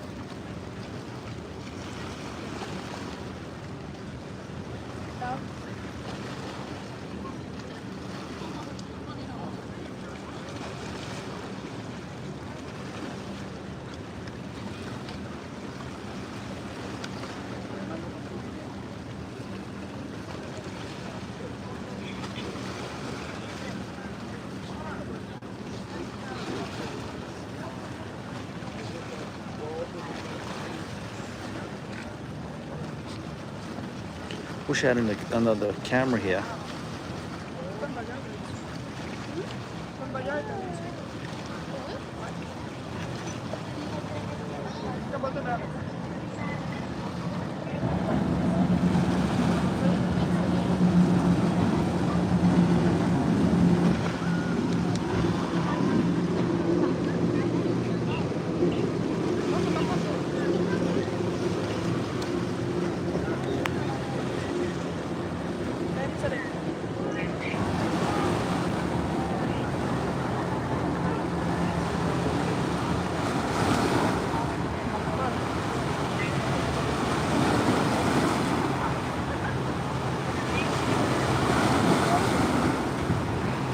hear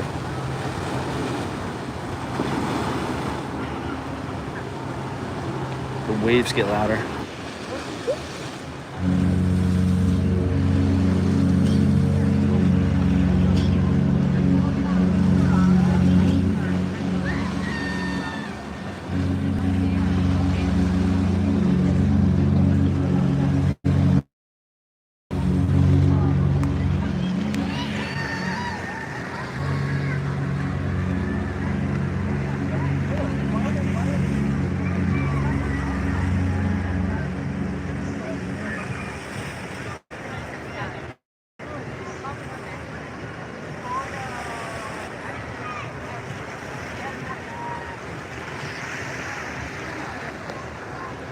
Yeah, it's a matter of preference. I mean, I have times when things I don't like about the big ships, but then sometimes it's usually after a series of small ships. If I'm on a series of small ships, then I'll miss the big ships and vice versa.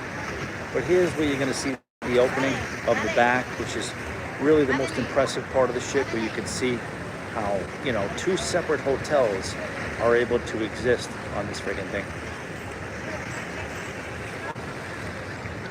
There's so many people. Pushing 8,000.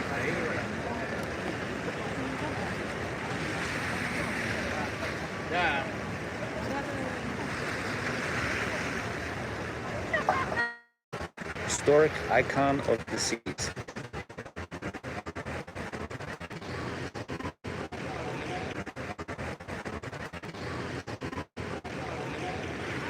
Many people onlooking, enjoying the day out here.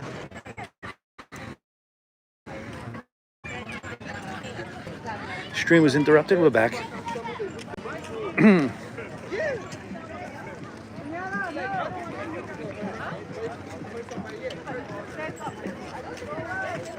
Well, yeah, a little buffering as we get deeper into the situation.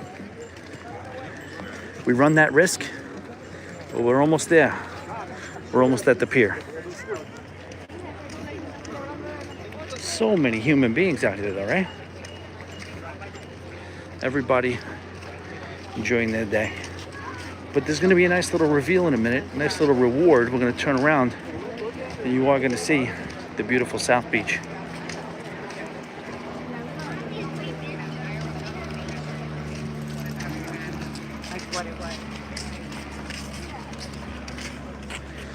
I know what you're thinking. Probably a stabilizer come in handy right now.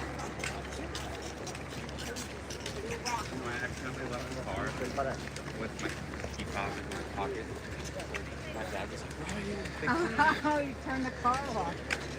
I'm not used to having a key fob. I said this was going to go to 5, and I think we're past 5, but I do want to get the America. I do want to at least get the World America for you, if we can. I know MSC, if you know anything about them, those European cruise lines, they tend to leave a little bit later because a lot of people are catching flights from overseas. I remember when the Seaside was here, they would leave at like 7. It would be dark out. But, yeah. It's interesting. You look out into the beach, you can see the ship.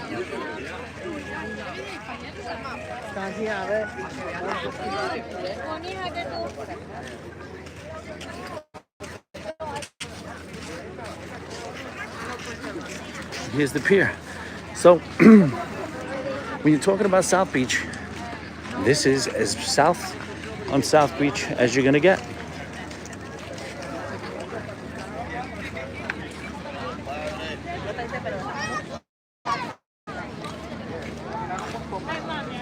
This is it.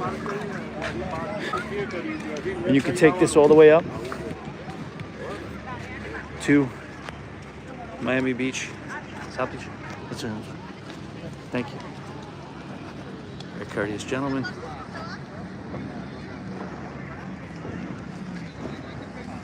You turn around here.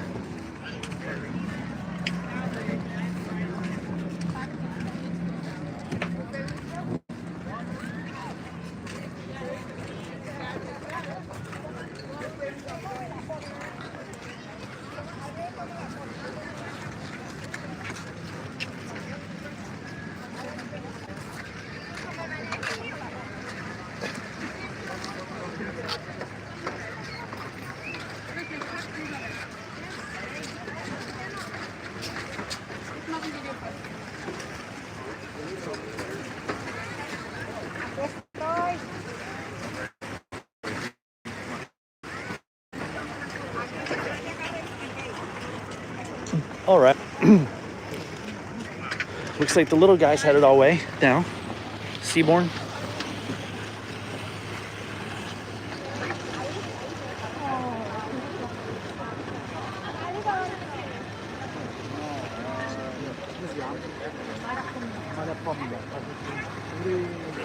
Having said that, you saw the pier, you saw the park, you saw the largest cruise ship in the world.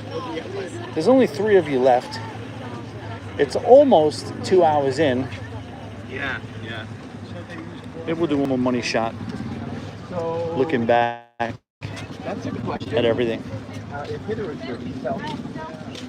But I did see there was water. There were hoses of water. And they were also bringing out, you know, It's crowded. I haven't seen it this crowded.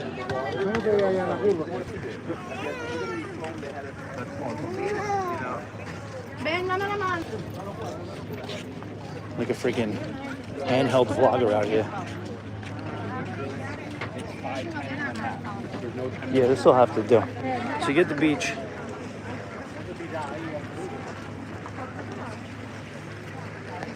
Get Miami. Get the South Beach residentials.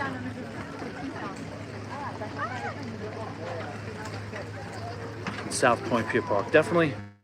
I'm gonna get out of here, guys. This is enough. We're gonna wait around all night for the rest of these ships. We're not gonna do it. Seabourn's coming. I'll take some pictures. Other than that, thank you guys for watching. I appreciate it.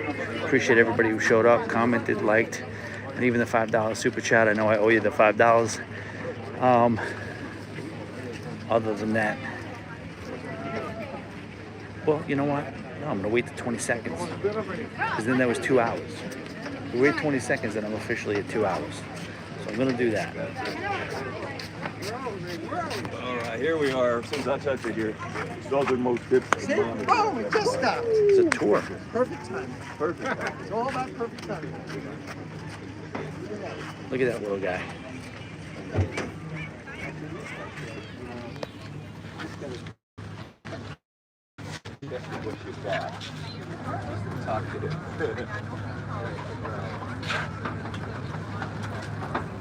Thank you. Thanks for showing up. Coming by, hanging out.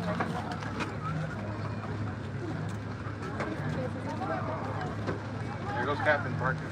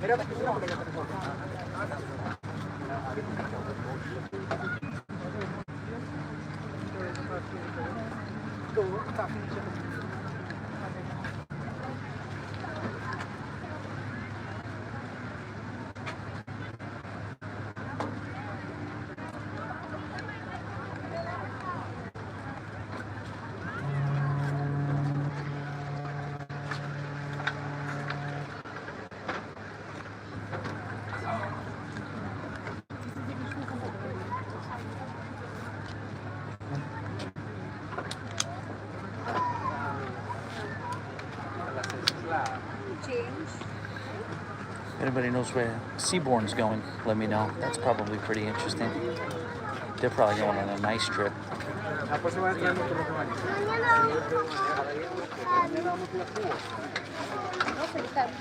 Still here, huh?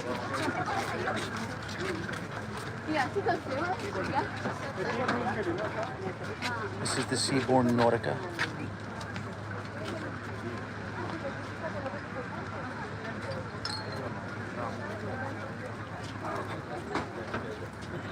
就是说你说底贴在哪个州？哎，那你玻璃的属于你肯定比加州低啊，但是你像欧洲玻璃的。It's an ultra luxury experience. It's kind of funny because you saw all those cruises that went out and all those ships that went out, and none of them are cheap.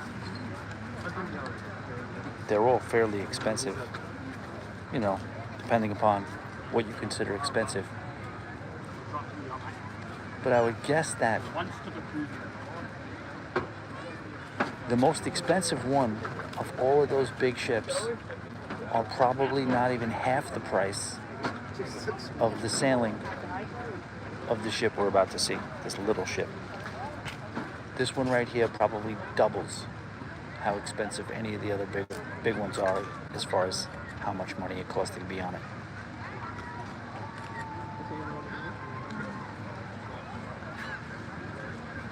Why? No idea. Love to know.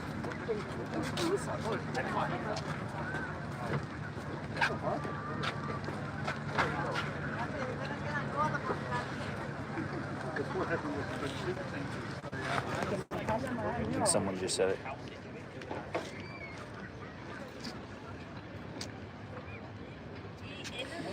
Yeah, no, that's one of the reasons.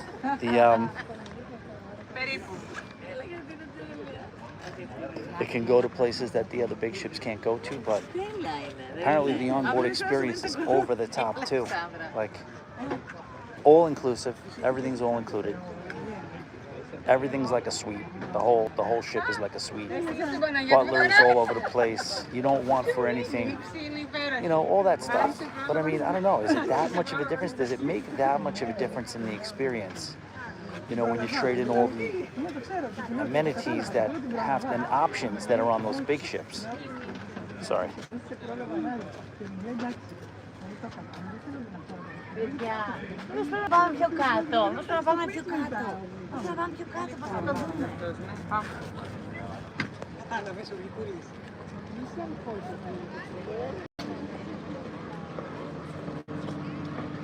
I'm happy that I was able to come along for the ride with you on your bathroom faucet replacement.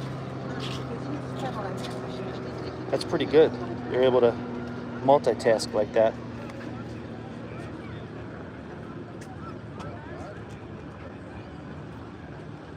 Okay, we got info on this, okay. Nautica is going to Costa Maya. Not a great port for the money. What's this guy who is Just Costa Maya? That's the only place it's going? All right, so let's take a look. It's going to sail right by us. This is the by far most expensive cruise experience that's leaving this port today, despite the fact that it's half the size of any of them. Can we identify anything as it sails by as to why that would be the case? It's probably the oldest too.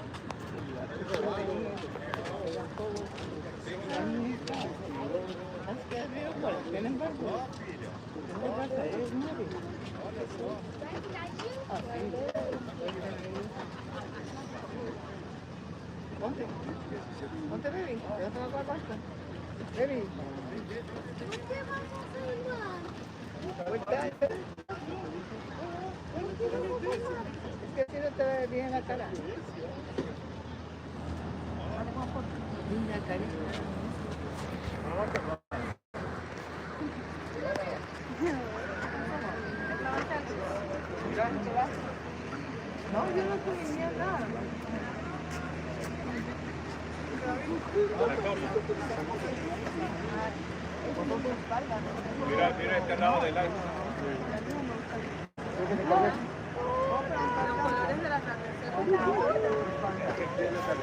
No waivers either. Real uptight group. Nobody, wait, come on. Nobody's gonna wave?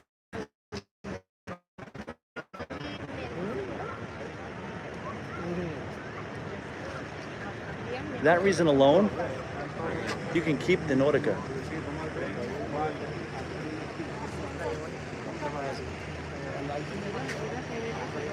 Yeah, they probably pay extra not to have people know where they're going. Look at this. That's a different story.